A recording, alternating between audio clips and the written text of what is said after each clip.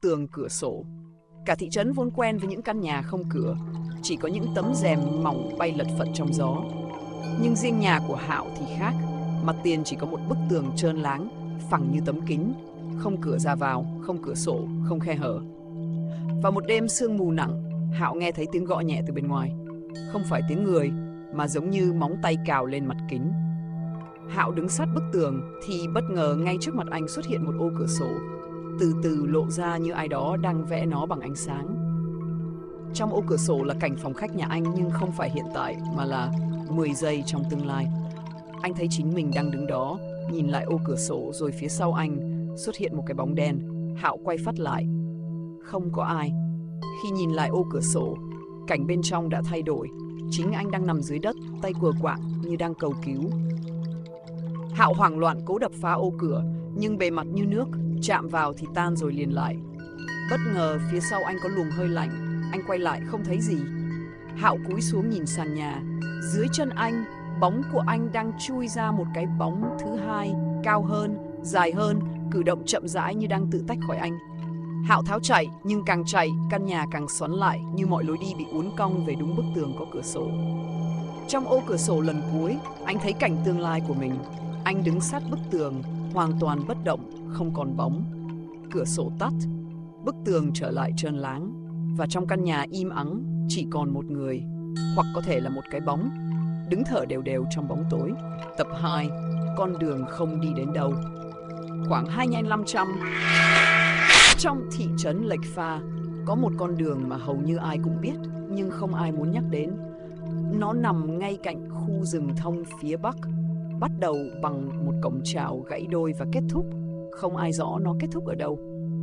Người ta gọi nó là con đường không đi đến đâu vì bất kỳ ai bước vào đều không thể xác định được mình đang đi tới hay đi lui. Và một số người khi quay trở về nói rằng họ mất vài tiếng. Nhưng đồng hồ trong thị trấn chỉ mới trôi qua vài phút. Một buổi chiều, Uyên, nhân vật thuộc nhóm bạn của Hạo, quyết định đi vào con đường ấy. Cô không phải người tò mò, nhưng từ sau đêm ngôi nhà của Hạo biến thành mê cung, cả nhóm ai cũng cảm thấy có thứ gì đó lớn hơn, đậm đặc hơn đang len lỏi quanh thị trấn. Uyên chọn con đường đó không phải để tìm hiểu, mà để hỏi tại sao những điều kỳ lạ xảy ra ngày một nhiều. Ai hoặc thứ gì đang điều khiển chúng. Uyên bước qua cổng, gió lùa mạnh vào gáy, lạnh buốt một cách bất thường, nhưng điều làm cô cảnh giác là sự im lặng. Không tiếng xe từ thị trấn, không tiếng chim rừng, không tiếng gió quật vào cây. Tất cả mọi thứ như bị hút âm. Con đường trải dài như mạch đen xuyên giữa hai hàng thông khô. Khi bước đi, Uyên cảm giác mặt đất dưới chân không hoàn toàn chắc. Như thể mỗi bước chân đặt xuống không phải đất, mà là thứ gì đó mềm hơn, mịn hơn, gần như là một bề mặt đang thở nhẹ. Cô dừng lại, lắng nghe. Thở. Không phải tiếng thở của mình. Uyên xoay người thật nhanh, nhưng phía sau không có ai. Cô tiếp tục bước, cố giữ bình tĩnh. Càng đi sâu, những tán thông càng thu lại tạo thành vòm cong. Ánh sáng bị bẻ cong thành dải xám tro. Mọi thứ xung quanh đều giống nhau đến lạ lùng, như thể cả con đường là một đoạn phim bị lặp vô hạn. Sau khoảng 5 phút, Uyên nhận ra một điều. Cành cây cong ở góc trái phía trước đã xuất hiện 3 lần. Cô đã đi vòng. Uyên quay lại, nhưng thứ cô nhìn thấy không phải lối ra. Đó là một con đường giống hệt, kéo dài vô tận, biến mất vào bóng rừng. Cô thử đứng yên. Con đường phía trước và phía sau đều dịch chuyển, rất chậm, gần như không thể nhìn bằng mắt thường. Nhưng trực giác của cô báo rằng nó đang dần xoáy lại, như hai đầu nối gần nhau. Điện thoại không có sóng, tiếng gió biến mất hoàn toàn. Ngay cả nhịp tim của Uyên cũng trở nên quá to, như bị phóng đại trong hộp kín. Uyên quyết định tiếp tục đi về phía trước. Trước mặt, khoảng chừng 10 mét, xuất hiện một vết nứt nhỏ trên nền đường. Một dấu hiệu khác biệt, một manh mối. Cô cúi xuống quan sát. Vết nứt không phải nứt từ dưới lên, mà giống như có ai đó từ bên dưới cào lên mặt đường. Những đường rãnh sắc, đều, song song. Có cái gì đó đang ở dưới lớp đất này. Uyên lùi lại một bước. Vết nứt mở rộng. Một tiếng rắc vang lên như đất bị kéo căng. Rồi từ khe nứt, một giọt chất lỏng đen xì chảy ra. Nó đặc, bóng và nóng. Uyên chạm nhẹ vào. Cô giật mình. Đó không phải bùn, không phải nhựa cây. Nó là máu, nhưng không phải máu người. Thứ chất lỏng ấy phát sáng nhẹ dưới bóng tối.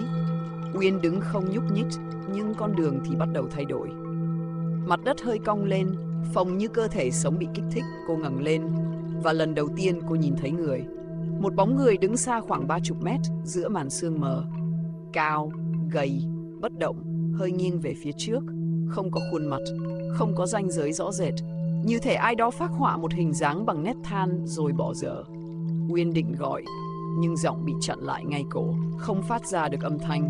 Bóng người đó dịch chuyển, không phải đi, không phải chạy, nó trượt như bị kéo bằng dây buộc vô hình. Uyên bật lùi, tim đập điên dại, vết nứt sau lưng cô vỡ tung, đất bắn lên, con đường như đang cựa mình khiến cả cơ thể cô rung lên theo. Cô quay đầu chạy, nhưng mỗi bước chân mặt đường lại co giãn như một dải cao su. Cô chạy rất nhanh mà tiến rất chậm. Phía sau, âm thanh trượt dài lớn dần, ẩm ướt, nặng nề. Uyên lao sang bên trái, cố chạy khỏi đường chính, nhưng rừng thông không cho phép.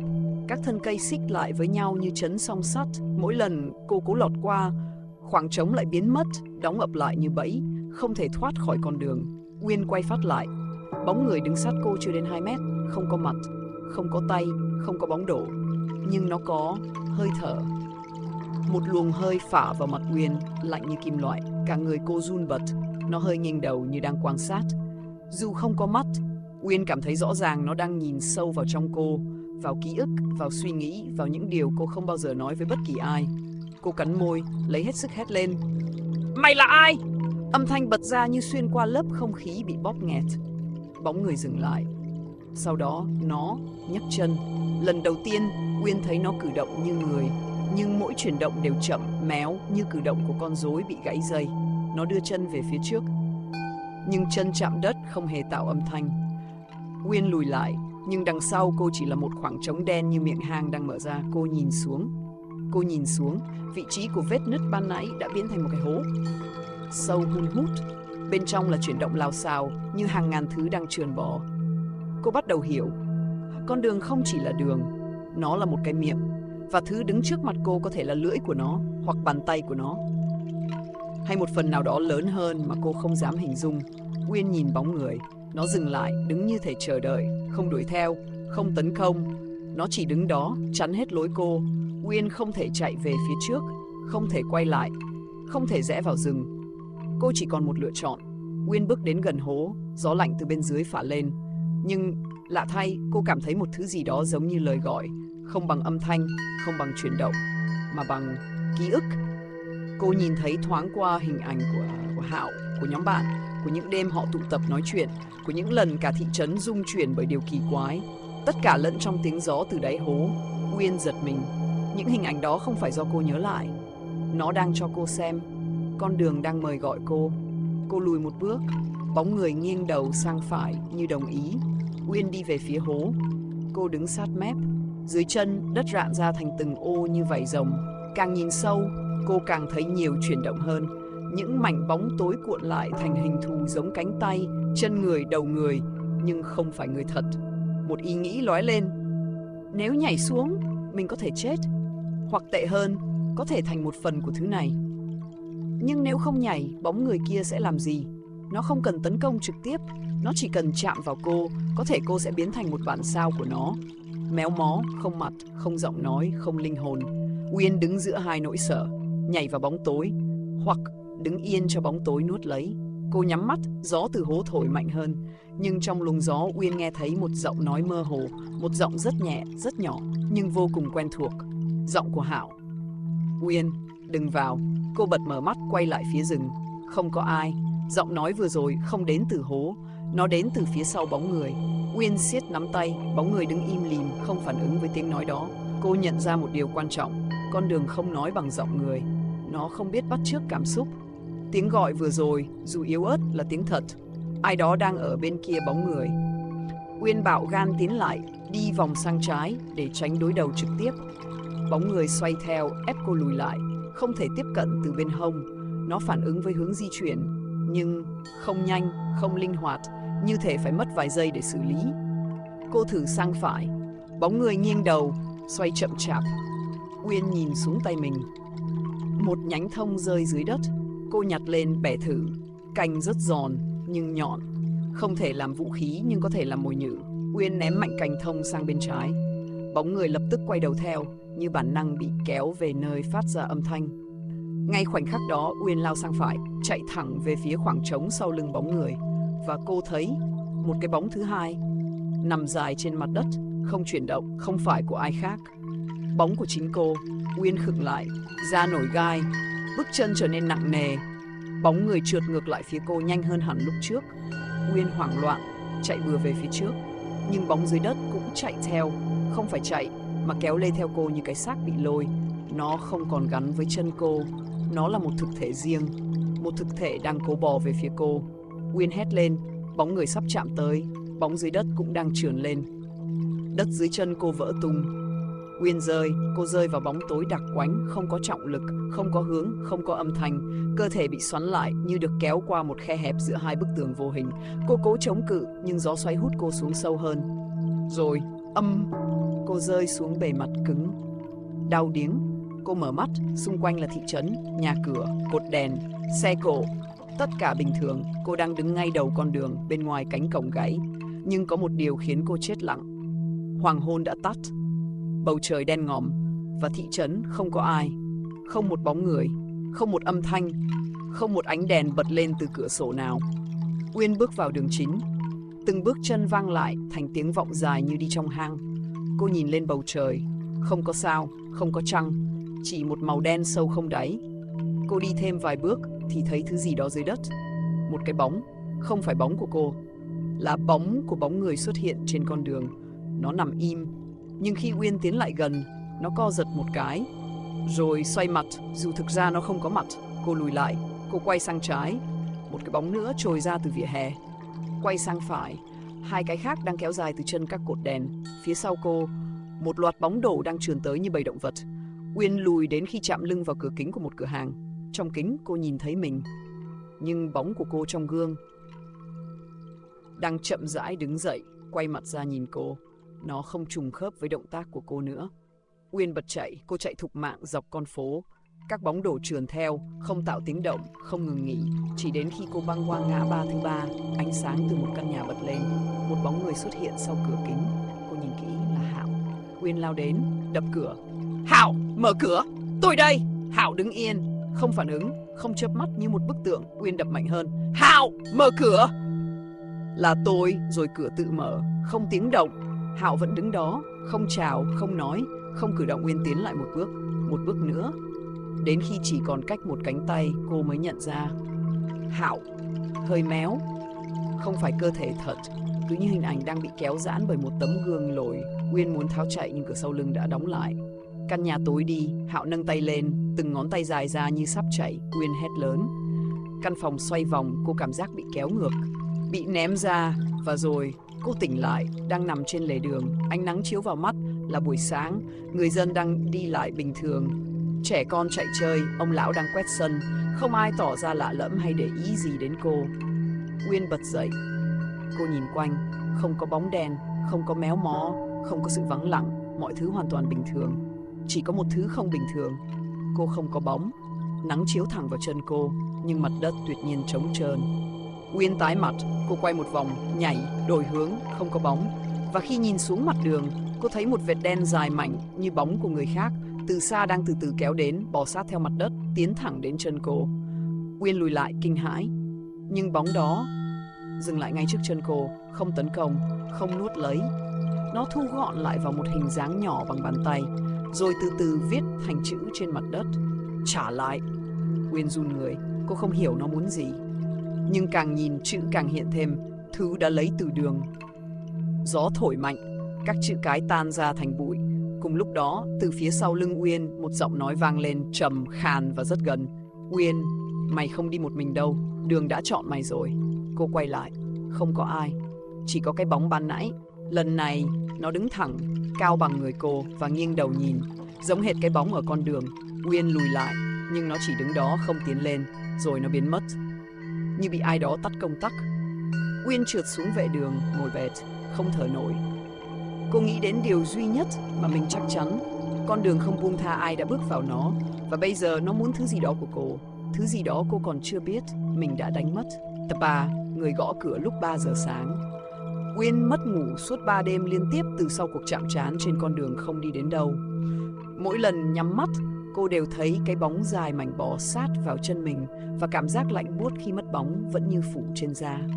Đêm thứ tư, khi đồng hồ chỉ 3 giờ sáng, tiếng gõ cửa vang lên. Cốc, cốc, 3 tiếng, đều, chậm, không mạnh, nhưng đủ để làm người ta đứng tim. Lúc đó ngoài trời không có ai, không một chiếc xe, không một tiếng chó sủa. Thị trấn Lệch Pha vốn yên bình, nhưng cái yên bình giữa đêm nay giống như bị rỗng ruột. Uyên mở mắt, trái tim chậm một nhịp. Cô không dám ngồi dậy ngay. Đầu cô quay cuồng vì thiếu ngủ. Hít sâu, thêm 3 tiếng gõ cửa nữa. Cốc, cốc, cốc. Uyên đã từng nghe tiếng gõ cửa đêm, nhưng tiếng này không giống tiếng của con người. Nó nhẹ hơn, nhưng vang như thể phát ra từ bên trong cánh cửa, không phải bên ngoài. Uyên run tay kéo chăn lên ngực, cô cố nín thở. Lại 3 tiếng nữa. Cốc, cốc, cốc. Cô liếc đồng hoa không đồng hồ. Ánh sáng đỏ từ màn hình chớp nhẹ. Thời gian trôi quá chậm, giống như cả thế giới đang bị giữ lại ở giây phút này. Uyên quyết định đứng dậy. Cô không chịu được áp lực khi để tiếng gõ kéo dài. Bước chân cô mềm như không có trọng lượng. Từng tiếng động trong nhà vang lên lớn bất thường. Khi đến gần cửa, tiếng gõ ngừng lại. Uyên thở gấp. Cô dán tai vào cửa. Không có gì. Không có tiếng bước chân bỏ đi. Không có tiếng nói. Không có tiếng gió. Rồi, soạt. Tiếng gì đó cào nhẹ lên bề mặt cửa như đầu móng tay quệt qua. Bất giác Uyên rùng mình, cô lùi về sau một bước, cánh cửa hơi rung. Thêm tiếng hít vào thật chậm, như có ai đó đang đứng sát mép cửa, ghé môi vào khe hở phía dưới mà thở. Uyên lùi thêm, không được im lặng nữa, cô phải làm gì đó. Ai? Ai đó? Uyên hỏi, giọng không giấu được run rẩy. Một khoảng im lặng kéo dài gần như vô tận. Rồi một giọng nói mơ hồ bị bóp méo như qua lớp nước. Trả lại! Cổ họng Uyên nghẹn lại, cô lùi đến khi lưng chạm vào tường. Trả cái gì? Tôi không lấy gì hết. Giọng kia không trả lời. Nó đổi thành tiếng thì thầm dài như rất nhiều người nói cùng lúc, chồng lên nhau, kéo theo âm vọng. Đường không quên, đường đã chọn, bóng của mày không còn, trả lại. Uyên bịt tai nhưng tiếng thì thầm vẫn lọt vào trong đầu. Nó không đến từ tai cô mà như phát ra từ trong không khí bao quanh cô, chạy thẳng tâm trí. Uyên hét lên, tôi không biết các người nói gì, mặc kệ tôi đi. Tiếng thì thầm dừng lại hoàn toàn. Căn nhà chìm vào im lặng. Vài giây sau, một giọng nói khác vang lên. Giọng trẻ, quen thuộc. Uyên, là tao. Mở cửa, Uyên khựng lại, là Hạo. Sao cậu ấy lại ở đây vào lúc 3 giờ sáng? Uyên tiến lại gần cửa. Nhưng lần này, cô nhớ lại điều xảy ra khi thấy Hạo trong căn nhà trống. Hình ảnh méo mó bị kéo giãn, không phải người. Cô hỏi qua cửa. Hạo, sao cậu lại đến đây? Uyên, mở cửa. Giọng bên ngoài không kiên nhẫn, không vội, chỉ bình thản, quá bình thản. Cậu nói gì đi, một chuyện mà chỉ có cậu biết. Uyên căng tai, chờ đợi. Không có câu trả lời, thay vào đó tiếng cửa lại vang lên. Cốc, cốc, cốc. 3 tiếng, rồi im lặng. Uyên muốn khóc. Cô đứng lặng vài giây, rồi lùi về phía phòng khách. Không thể ra mở cửa. Không lúc này, không với bất kỳ ai hay bất kỳ thứ gì. Đứng ngoài đó. Cô bật đèn phòng khách. Ánh sáng vàng kéo lại chút ấm áp. Nhưng ngay khi cô thở ra nhẹ nhõm, cô cảm thấy ánh sáng không chiếu bóng cô xuống sàn. Cô nhìn xuống, không có bóng. Như mọi khi từ ngày mất bóng trên con đường. Nhưng trên sàn nhà, cách chân cô 1 mét, có một bóng khác vừa xuất hiện. Bóng của một người đang đứng, hơi nghiêng đầu về phía cô. Cô lùi lại. Bóng vẫn đứng yên. Nhưng cái đầu của bóng nghiêng thêm chút nữa. Rồi thêm. Như muốn nghe nhịp tim cô lùi sát tường. Lần này bóng không trườn tới, nó giãn rộng ra, lan thành một vệt dài như cái bóng bị kéo dưới nắng gắt. Rồi nó co lại, xoắn thành hình xoáy tròn, giống như một con mắt nằm thẳng trên sàn nhà. Uyên run lẩy bẩy, trong xoáy đen đó một chữ nổi lên. Thay thế. Uyên ngã quỵ xuống, đầu óc trống rỗng. Cô cố bò lùi, nhưng cái bóng bám theo, không chạm, không lao vào, chỉ đi sát như đang theo dõi. Cô hét. Tôi không hiểu, các người muốn gì? Trong khoảnh khắc đó, bóng ngừng lại. Một giọng nói vang trong phòng. Không vang từ cửa, không vang từ sàn, mà phát ngay từ đằng sau gáy Uyên. Lấy lại cái đường đã cho, đưa lại cái đường đã lấy. Uyên xoay phát lại, không có ai, không có gì. Nhưng cái bóng phía trước biến mất. Uyên đứng dậy run rẩy đến bật khóc. Cô muốn chạy khỏi nhà nhưng chân nặng như đeo đá. Cô phải làm gì đó, cô phải thoát khỏi vòng lặp này. Trong lúc tuyệt vọng, cô quyết định gọi cho Hạo, hy vọng Hạo thật sẽ trả lời. Điện thoại rung một lúc lâu, rồi có tiếng nhấc máy. Uyên! Hạo ngái ngủ, gì vậy? Sao gọi giờ này? Uyên suýt bật khóc vì nhẹ nhõm. Đây đúng là giọng Hạo, không méo mó, không vọng, không lạnh như tiếng từ cánh cửa. Hạo, cậu đến nhà tớ á? Khi nãy, lúc 3 giờ. Hả? Không, tớ đang ở nhà ngủ, mà 3 giờ gì mới 2:47 mà. 2:47? Nguyên nhìn đồng hồ. 3:07 sáng.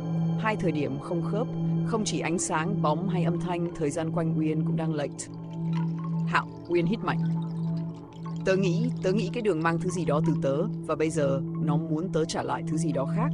Hạo yên lặng vài giây. Uyên, nghe tớ, khóa cửa lại, đừng mở cho ai cả, tớ qua liền. Đừng đến. Tớ đến. Hạo cúp máy. Uyên đứng chết chân vài giây, cô không biết nên sợ điều đang ngoài cửa hay sợ việc Hạo sẽ đến và gặp thứ đó. Cô chạy ra cửa, khóa lại kỹ hơn, chèn thêm ghế vào. Đúng lúc đó, có tiếng gồ. Không phải 3 tiếng, không phải nhẹ nhàng mà ầm ầm như muốn phá cửa. Uyên đứng xa, mồ hôi lạnh túa ra, một giọng nói vang lên là Hạo. Uyên, mở cửa, tớ đây. Uyên lắc đầu hét lại.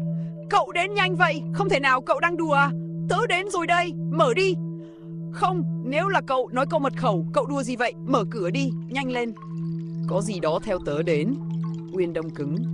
Nếu đúng là Hạo thật, cậu ấy đang gặp nguy hiểm. Nếu không phải cô mở cửa là chết.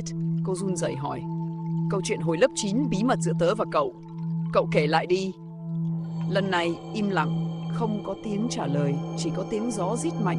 Uyên đứng im, rồi giọng ngoài cửa đổi hẳn, trầm xuống, méo lệch. Mở cửa, mày không trốn được. Uyên bật ngã lên ghế, hét lên cốt đi. Tiếng đập cửa đột ngột dừng lại, hoàn toàn yên tĩnh. Uyên không dám nhúc nhích. Cô nghe rõ tiếng tim mình đập trong lồng ngực. Vài phút sau, tiếng tin nhắn vang lên từ điện thoại. Tớ đang trên đường qua, đợi tớ. Hạo. Uyên nhìn ra cửa, không còn tiếng động, không còn bóng đổ quẩn quanh dưới khe cửa. Cô thở dốc, nhưng đúng lúc mọi thứ tưởng như bình thường lại, bóng cánh của cánh cửa từ từ trồi lên sàn nhà, tách khỏi cánh cửa thật. Nó đứng dậy, biến thành hình người, mỏng, dài, không mặt, rồi nghiêng đầu nhìn Uyên. Uyên không còn sức để hét. Thứ đó bước đến, từng bước dài, nhẹ, không tiếng động. Khi nó chỉ còn cách Uyên một khoảng thở, nó giơ tay và đặt lòng bàn tay đen ngòm lên ngực cô. Cơ thể Uyên lạnh ngắt. Thứ đó thì thầm, trả lại, bóng, và đổi lấy phần còn lại của mày. Uyên ngất lịm. Khi mở mắt lại, Uyên thấy mình đang nằm trên giường. Hạo ngồi bên cạnh, trán nhăn đầy lo lắng. Uyên, tỉnh rồi à? Tớ đến và thấy cậu ngất trên sàn. Cửa thì khóa, nhưng cửa sổ thì mở. Uyên nhìn xuống chân. Bóng của cô đã trở lại, nhưng méo mó, đứt đoạn. Như thể ai đó vá lại bằng những mảnh bóng của thứ khác. Uyên biết, cô đã trả lại một phần của mình và đã nhận về thứ không thuộc về con người. Câu chuyện chưa kết thúc, vì phía dưới góc tường, cái bóng người đêm qua vẫn đang đứng, lặng lẽ nhìn cô. Tập 4, bóng tối trên dãy Trầm Phong. Gió từ dãy Trầm Phong nổi lên dữ dội hơn thường lệ, mang theo hơi lạnh sắc như những mảnh đá mài. Dưới chân núi, thị trấn nhỏ Jivati chìm trong bầu không khí căng thẳng. Người dân đóng kín cửa sớm hơn, tránh ra đường khi bóng chiều còn chưa tắt. Từ nhiều ngày nay, những đàn gia súc đột nhiên hoảng loạn giữa đêm. Người đi rừng mất tích, không để lại dấu vết. Còn trẻ con thì khóc ré lên mỗi khi nghe tiếng gió rít qua khe núi. Nỗi sợ ấy lang nhanh như lửa gặp cỏ khô. Và tất cả đều nhắc đến một điều mà ai cũng e ngại. Bóng ma núi Trầm Phong trở lại. Ranu, Varuna và hiền sĩ Sumedha đến Jivati chỉ định nghỉ lại vài ngày, rồi tiếp tục hành trình tìm hiểu những hiện tượng kỳ lạ đang lan rộng khắp vùng Đông Nam. Nhưng ngay khi đặt chân tới đây, họ lập tức cảm nhận được có một luồng khí bất thường bao trùm. Lúc đêm xuống, Varuna nhìn thấy những vệt sáng xanh lập lòe ở trên núi, ánh lên như những mảnh linh hồn bị thổi tung. Còn Ranu, trong một thoáng chợp mắt, lại mơ thấy một cánh rừng cháy rực trên đỉnh Trầm Phong. Giữa lửa đỏ là bóng một sinh vật khổng lồ đang gào thét, tiếng gầm rung lên tận đáy tâm thức. Sumedha lắng nghe từng lời kể của họ, ánh mắt ông sâu thêm nhưng không nói gì. Khi những tiếng kêu của gia súc vọng đến từ cuối thị trấn, ông chỉ khẽ đáp: đây không phải là chuyện của bóng ma, đây là chuyện của tâm. Ngay buổi sáng hôm sau, trưởng làng Jivati tìm đến họ. Ông là người đã ngoài 60, gương mặt khắc khổ và đôi mắt mệt mỏi. Xin những vị thiện nhân cứu giúp, ông nói, giọng run vì kiệt sức. Chúng tôi không còn biết bám víu vào đâu nữa. Thứ đang ẩn cư trên núi, nó đang trở nên mạnh hơn. Mỗi đêm đều có người mất tích. Đã 3 ngày rồi không ai dám lên núi thắp hương ở miếu thổ thần. Dòng nước suối cũng đổi màu như bị ám độc. Sumedha gật đầu. Ta sẽ lên núi nhưng cần các vị kể rõ hơn. Khi nó bắt đầu, Có ai từng đối mặt trực tiếp với thứ mà dân làng gọi là bóng ma? Trưởng làng chậm rãi kể lại câu chuyện truyền đời. Trên dãy Trầm Phong từ lâu đã có một loài thú gọi là Garuka, một loài hồ sơn có vằn trắng, rất hiếm và rất hung dữ. Tổ tiên của loài thú này từng bị con người săn lùng để lấy da và móng, khiến chúng gần như tuyệt chủng. Tương truyền, con Garuka cuối cùng đã gieo lời nguyền: khi núi bị thương, ta sẽ trở lại. Từ đó, cứ mỗi lần có biến cố lớn xảy ra trên núi, như cháy rừng, sạt lở hoặc khai thác quá mức, là người dân lại báo có bóng ma xuất hiện, thường đi kèm là những cái chết bí ẩn. Ranu nghe đến đây thì cảm thấy tim mình trùng xuống. Anh chợt nhớ đến đoạn ký ức mơ hồ trong giấc mộng, cánh rừng cháy và con thú gào thét. Anh không biết điều đó có liên quan gì, nhưng cảm giác bất an cứ lớn dần. Họ quyết định lên núi ngay trong buổi chiều. Đường đi lên dãy Trầm Phong hiểm trở, những tán cây cao bị gió mạnh bẻ cong, nhiều thân cây gãy đổ nằm chồng chất như vừa trải qua một trận giông dữ. Tới gần khu vực suối mà trưởng làng nhắc đến, cả ba nhìn thấy nước thực sự đổi màu, không phải đỏ hay đen như độc chất, mà là màu bạc nhạt như tro nguội hòa vào. Varuna cúi xuống chạm nhẹ vào dòng nước rồi nhíu mày. Nó không độc, nhưng có một dạng năng lượng, giống như cảm giác khi có ai đó bị tổn thương sâu sắc. Sumedha đáp: đó là dấu của tâm sân hận đang bám vào cảnh giới của vật chất. Ranu vuốt cằm: chẳng lẽ nơi này đang bị một oán khí cư trú? Sumedha không trả lời mà chỉ nhìn sâu vào dòng nước. Ánh mắt ông như đang xuyên qua từng lớp tầng của những kiếp sống chồng chất trong quá khứ. Khi mặt trời sắp khuất, tiếng gầm đầu tiên vang lên. Nó đến từ sâu trong rừng, không quá lớn nhưng sắc, chói và lạnh. Da đầu Ranu dựng lên, còn Varuna siết chặt nắm tay. Một lát sau, một bóng đen vụt qua giữa những thân cây. Chỉ trong khoảnh khắc, họ thấy hai đốm sáng như mắt thú, nhưng không phải màu vàng thông thường. Đó là màu xanh lam, ánh lên như lửa ma trời. Bóng ấy biến mất nhanh như khi xuất hiện. Varuna nói nhỏ: nó đang quan sát chúng ta. Sumedha bước chậm rãi về phía trước, đến nơi còn sót lại những dấu chân lớn in trên đất. Dấu chân thú, nhưng xem kỹ thì có điều lạ. Vết răng nanh cắm xuống nền đất cứng như thể sinh vật đó đã cắn vào chính mặt đất. Một hành động của nỗi đau hoặc sự phẫn nộ tột cùng. Con thú này đang chịu đựng một khổ lớn, Sumedha nói. Nhưng khổ ấy không phải của riêng nó. Họ dựng trại qua đêm. Ranu được phân canh gác đầu tiên. Trăng đêm bị mây che khuất, để lại một khoảng không tối đặc quánh như mực. Gió thổi mạnh đến mức từng cành cây va vào nhau phát ra tiếng khô khốc. Khi đang cố tập trung vào hơi thở để giữ tâm bình an, Ranu nghe thấy âm thanh lạ phía sau lưng. Tiếng chân rất nhẹ, như có ai đang đi trên lá mục. Anh đứng dậy, bước tới vài bước, rồi thấy bóng đen ấy hiện ra lần nữa, lần này rõ hơn. Dáng nó giống một con hổ lớn, lông đen pha những sọc trắng mờ, nhưng mắt vẫn là ngọn lửa xanh rực. Con thú nhìn Ranu, không lao tới, cũng không gầm. Nó đứng một chỗ, thân hình run lên như bị thương. Một vệt máu đen chảy từ vai xuống ngực. Ranu bước lên một bước theo bản năng, nhưng con thú lùi lại, phát ra tiếng rít nhỏ như cảnh báo. Anh thì thầm: người đang đau phải không? Tiếng rít thay đổi, giống một tiếng khóc bị bóp nghẹt. Varuna và Sumedha lập tức có mặt khi nghe động. Nhưng thay vì tấn công, Sumedha ngồi xuống trước mặt con thú, hai tay đặt nhẹ lên đầu gối, thở đều. Cả khu rừng như im bặt. Ngươi không phải ma, ngươi là kẻ đang tìm đường thoát khỏi nỗi khổ của chính mình. Sumedha nói bằng giọng bình thản, không hướng đến Ranu hay Varuna, mà hướng thẳng về con Garuka. Con thú run lên, lùi thêm một bước, nhưng ánh mắt nó từ dữ tợn chuyển sang chập chờn. Nó nhìn Sumedha rất lâu, rồi bất ngờ, nó gầm lên một tiếng dữ dội, đến mức cả mặt đất cũng rung theo, rồi lao vút vào rừng, biến mất như cơn gió mạnh vừa dấy lên. Sáng hôm sau, cả ba đi sâu lên đỉnh Trầm Phong để tìm hiểu nguồn gốc của những dấu hiệu bất thường. Họ phát hiện một vùng rừng bị đốt trụi hoàn toàn, tro phủ dày đến nửa bắp chân. Ở giữa khu vực cháy có một hố đất lớn như dấu tích của một vụ nổ. Mùi than, mùi nhựa cây cháy sộc vào mũi khiến Varuna lắc đầu. Ngọn lửa này không tự nhiên, ai đó đã đốt nơi này. Không xa đó họ tìm ra một hang đá lớn. Trong hang là những dụng cụ thô sơ, cuốc, búa, đèn dầu và hàng chục phiến đá đen có vẻ được khai thác dở dang. Đây từng là mỏ khai thác đá lậu. Những kẻ săn đá quý đã đào sâu vào lòng núi, làm vỡ các mạch nước, phá hỏng thảm rừng. Và chính điều ấy khiến con Garuka nổi điên, bởi hang động này có thể từng là nơi trú ngụ của nó, hoặc của đồng loại nó. Ranu thấy trong mình có điều gì đó xoắn lại. Anh nhớ đến giấc mơ về ngọn lửa và linh thú. Một phần trong anh cảm thấy như nỗi đau của Garuka đang chạm tới tận gốc của ký ức xa xăm nào đó. Khi họ đang rời hang, tiếng gầm xuất hiện trở lại. Lần này gần hơn, lớn hơn và dữ dội hơn. Con Garuka lao ra khỏi khu rừng cháy, mắt xanh sáng rực lên như ngọn lửa ma. Nhưng cơ thể nó run rẩy, hơi thở đứt quãng. Vết thương ở vai đã lan rộng, lông xung quanh cháy xém, chắc chắn là do vụ cháy rừng. Nó gầm lên không phải để tấn công mà như xé nát không khí để kêu cứu. Sumedha bước lên trước. Ngươi bị mắc vào hận thù, nhưng hận này không phải của ngươi từ đầu. Nó là do người khác gieo vào. Con Garuka lùi lại, nhưng rồi bất ngờ đứng khựng, đầu cúi thấp.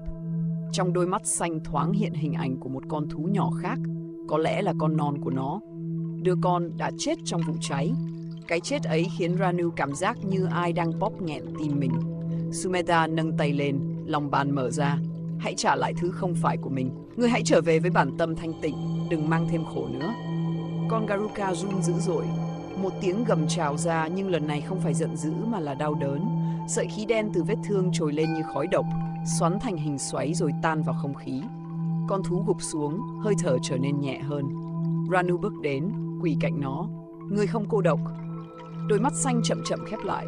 Con Garuka tựa đầu xuống đất, nằm im. Không chết, nhưng lắng lại như vừa buông bỏ được gánh nặng đang đè nén linh hồn. Varuna chạm tay vào mình đất cháy. Nếu chúng ta không đến sớm, nó sẽ trở thành thực sự nguy hiểm. Oán khí từ cái chết của con non đã kéo linh tính của nó xuống gần mức tả. Sumedha đáp, hận thù là thứ dễ nuôi nhất, nhưng cũng dễ tan nhất nếu có chút ánh sáng dẫn dắt. Họ quay về làng Jivati cùng con Garuka đang hồi sức. Người dân ban đầu hoảng sợ, nhưng khi thấy con thú ngoan ngoãn nằm yên, mắt trầm xuống như bị cảm hóa, họ quỳ xuống khấn lạy trong sự kính phục và hối hận. Trưởng làng bật khóc khi nghe sự thật về vụ khai thác lậu. Ông lập tức hứa sẽ phục hồi rừng, dựng miếu mới và bảo vệ dãy Trầm Phong như bảo vệ chính sinh mệnh của mình. Tối hôm ấy khi mọi người ngủ, Ranu ngồi một mình nhìn về dãy núi đen thẫm trong ánh trăng. Anh cảm thấy một sợi dây vô hình đang kéo anh đến những góc ký ức mà anh vẫn chưa hiểu. Con Garuka, giấc mơ, nỗi đau của sinh linh, tất cả như đang dẫn anh đến một bí ẩn lớn hơn đang chờ ở phía trước. Sumedha bước đến, đặt tay lên vai anh. Con đang mở dần cánh cửa của nhiều kiếp. Hãy đi tiếp, những gì xảy ra hôm nay chỉ là khởi đầu. Ranu không nói gì, nhưng ánh mắt anh kiên định hơn. Họ biết rằng từ đây hành trình sẽ không chỉ là giải cứu những vùng đất bị oán khí bao phủ, mà còn là tìm lại gốc rễ của nghiệp duyên kéo dài hàng nghìn năm. Và trên đỉnh Trầm Phong, đôi mắt xanh của Garuka khẽ mở ra, lấp lánh trong bóng đêm, như lời hẹn rằng nó vẫn còn một vai trò trong sợi dây nhân duyên ấy. Tập 5. Dòng sông gợi tên những kiếp người. Dòng sông Ranjuta nằm cách Jivati 3 ngày đường ngựa. Một con sông rộng, nước xanh như lưỡi kiếm mài, nước chảy xiết quanh năm, hai bên bờ là rừng rậm đan vào vách đá dựng đứng. Người dân trong vùng xem con sông như một vị nữ thần đầy quyền lực, lúc hiền hòa, lúc dữ dội, lúc nuôi sống cả vùng, nhưng cũng từng cướp đi nhiều mạng người. Thế nhưng dạo gần đây, dòng nước trở nên kỳ lạ hơn bao giờ hết. Vài khúc sông đột nhiên chuyển màu trắng đục như sữa, có khi chuyển sắc đỏ nhạt như máu loãng. Nhiều người chèo thuyền ban đêm nói rằng họ nghe thấy tiếng khóc vọng từ giữa dòng, đôi khi là tiếng gọi tên một ai đó. Đã xuất hiện tin đồn rằng những linh hồn chết trôi đang tìm cách trở về bờ. Rất nhiều gia đình mất con, mất chồng vì tai nạn sông nước kéo đến thắp hương, cầu khấn, nhưng không ai thấy bình an hơn. Ngược lại, càng ngày càng có nhiều vụ mất tích, chủ yếu là trẻ con.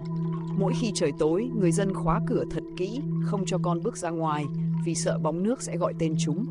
Tin đồn ấy lan đến tai Varuna, Ranu và hiền sĩ Sumedha khi họ còn ở Jivati. Ngay tối hôm đó, ba người chuẩn bị hành lý và lên đường. Còn Garuka, sau khi được chữa lành một phần, đã quay trở về dãy Trầm Phong, không bám theo họ nữa. Nhưng ánh mắt của nó trước khi rời đi giống như lời nhắn nhủ rằng nghiệp duyên sắp tới còn sâu hơn những gì họ đã đối mặt. Ba người đi trong 3 ngày 3 đêm, băng qua những cánh rừng hun hút. Đến ngày thứ tư, tiếng nước ầm ào của Ranjuta vang lên từ xa. Cơn mưa đêm trước khiến con sông thêm cuồng nộ, mặt nước nổi bọt trắng, từng luồng xoáy như miệng của những con thú đang chờ vồ mồi. Người ta dựng trạm canh bên bờ bắc, nhưng chỉ có vài lính đứng đó mà không ai dám đến gần quá 10 bước. Khi Sumedha, Ranu và Varuna đến, viên quan trạm vội vàng chạy lại, mặt tái đi vì hy vọng lẫn tuyệt vọng. Ông ta kể rằng từ một tuần trước, cứ mỗi đêm lại có một giọng gọi lẫn trong tiếng nước. Bắt đầu bằng tiếng khóc, rồi tiếng gọi một cái tên cụ thể. Điều đáng sợ là bất cứ ai có tên trùng với tên được gọi đều bị lôi ra khỏi nhà như bị thôi miên. Nếu gia đình không phát hiện kịp, họ sẽ đi thẳng đến bờ sông, tự bước xuống dòng nước xiết và biến mất. Có người sống sót không? Ranu hỏi. Có một cô bé 9 tuổi chúng tôi giữ được, nhưng tâm trí nó không còn bình thường nữa. Quan trạm thở dài. Nó cứ lặp đi lặp lại một câu, họ đang ở dưới đáy sông, họ bảo con đi theo. Cả ba im lặng nhìn dòng nước. Dưới lớp bọt trắng tung tóe, họ cảm thấy có một sự chuyển động khác, chậm rãi và lạnh lẽo hơn nhiều. Buổi chiều xuống, họ đến gặp cô bé sống sót. Cô tên là Isha, mắt mở trừng trừng như người mất ngủ nhiều đêm. Khi thấy Ranu, tay cô bé run lên rồi đột nhiên thì thầm. Anh cũng nghe tiếng họ đúng không? Ranu sững người. Isha không hề hỏi Sumedha hay Varuna mà hỏi chính anh. Anh ngồi xuống, dịu giọng. Tiếng nào? Con nói cho anh biết. Tiếng của những người chết trôi. Isha nói, giọng nhỏ như hơi gió. Họ nói rằng họ bị mắc kẹt ở một nơi rất tối. Họ không nhìn thấy gì cả. Họ nhớ tên của con.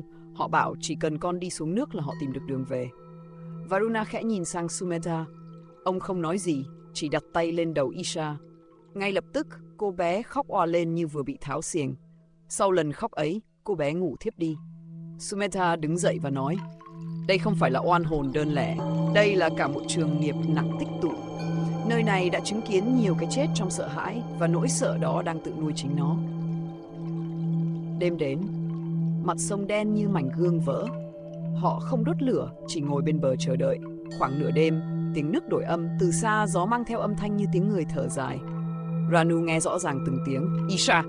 Cả Ranu, Varuna và Sumedha đều tỉnh táo, nhưng tiếng đó vang lên trong tâm họ, không phải trong tai. Một giọng phụ nữ, nghẹn ngào khổ sở. Rồi tiếng thứ hai trầm hơn, Dev, Dev, Dev. Varuna giật mình, tên đó là tên của cha Isha. Giọng nói tiếp tục vang lên, lần này như lẫn trong tiếng nước đổ. Ranu tiến ra sát mép nước.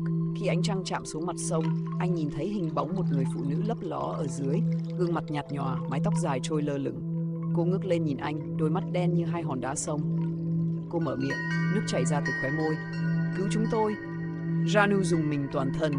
Nhưng Sumedha bước đến cạnh anh, nói, đừng nghe bằng tai, đừng nhìn bằng mắt, hãy nhìn bằng tâm. Sumedha nhắm mắt lại.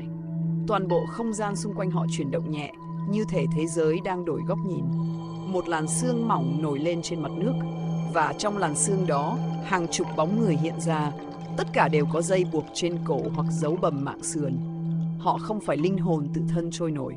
Họ mang theo cùng một dấu vết, dấu của sự tuyệt vọng.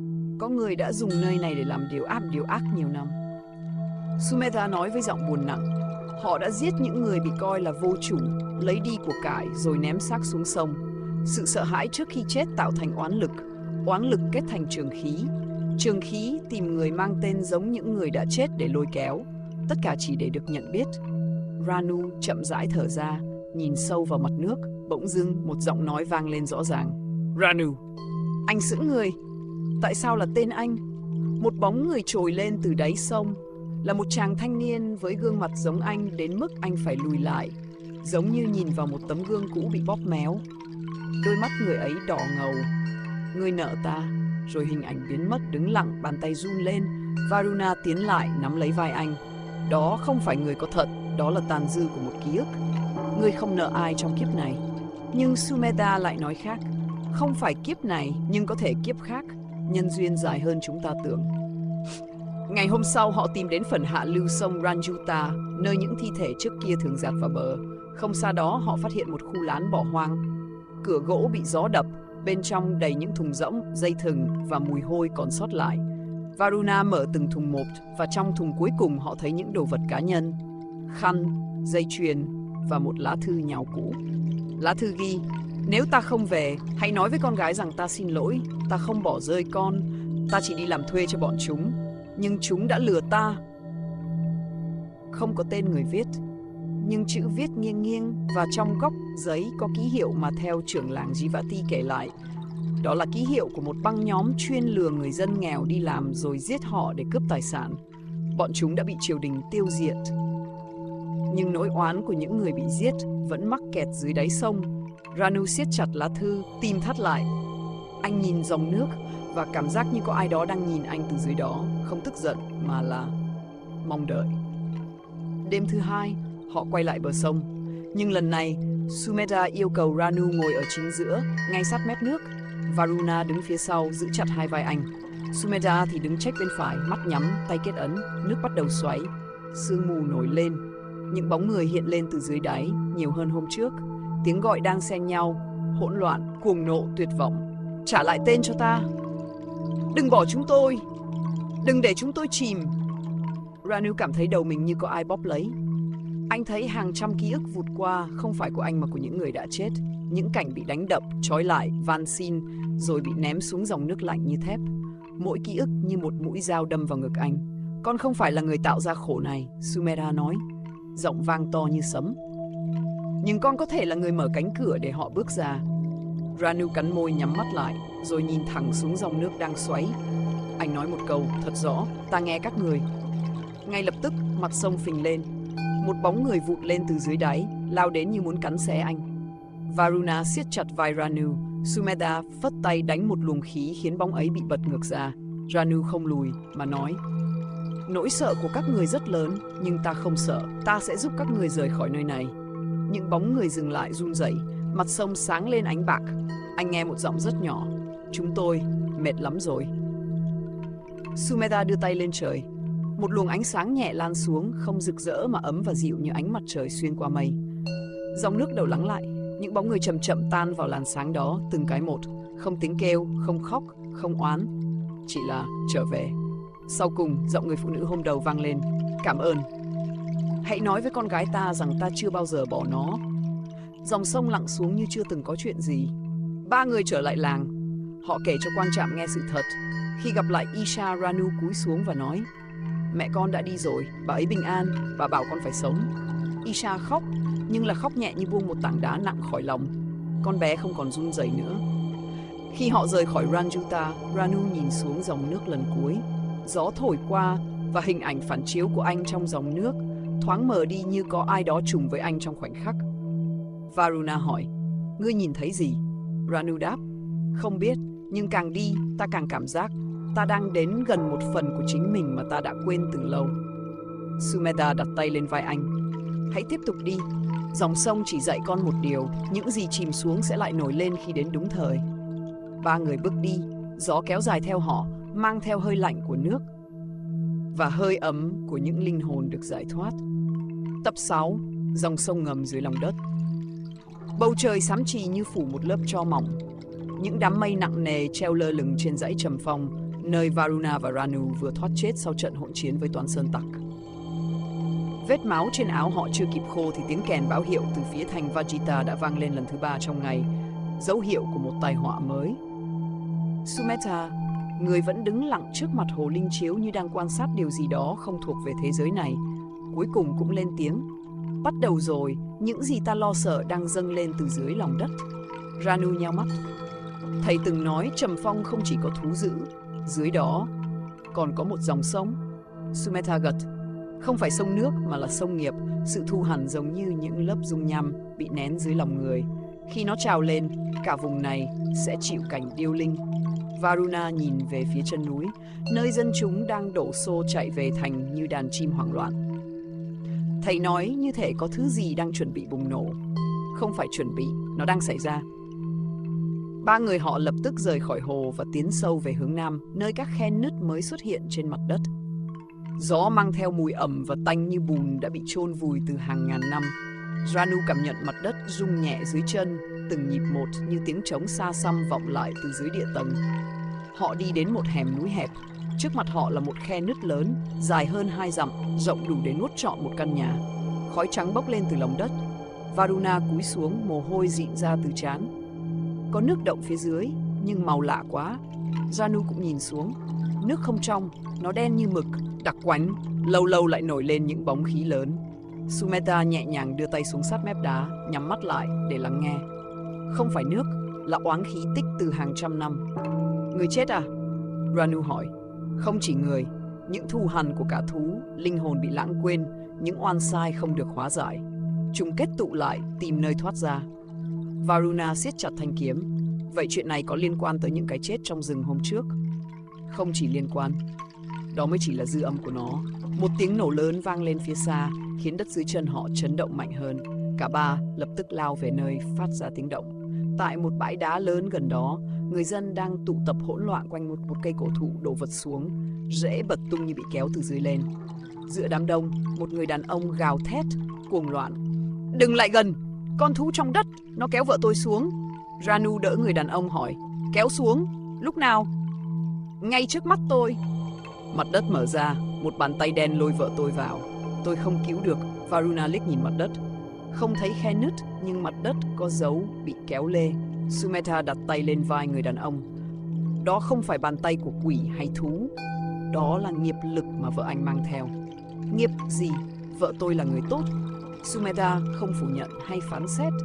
Ông chỉ nói, ngay cả người tốt cũng có những vọng niệm cũ.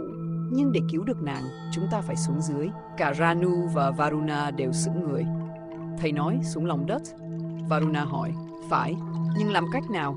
Sumedha nhìn về phía đông, nơi dãy đá dựng đứng như bức tường. Có một đường hầm cổ bị chôn vùi hàng trăm năm. Người xưa đào nó để cúng tế thần linh, nhưng rồi bị lấp trong một vụ lở đá. Nếu mở lại được nó, chúng ta có thể xuống tầng đá thứ hai, nơi dòng sông nghiệp đang chảy. Ranu hít sâu. Vậy đi thôi. Họ men theo con đường mòn nhỏ gần chân núi, vượt qua những bụi gai sắc như lưỡi kiếm. Cuối cùng, họ đứng trước một mặt đá lớn được khắc các ký tự cổ đã phai mờ. Sumedha đặt tay lên một đoạn hoa văn hình xoắn. Đây là dấu hiệu người xưa dùng để chỉ lối vào điện tế.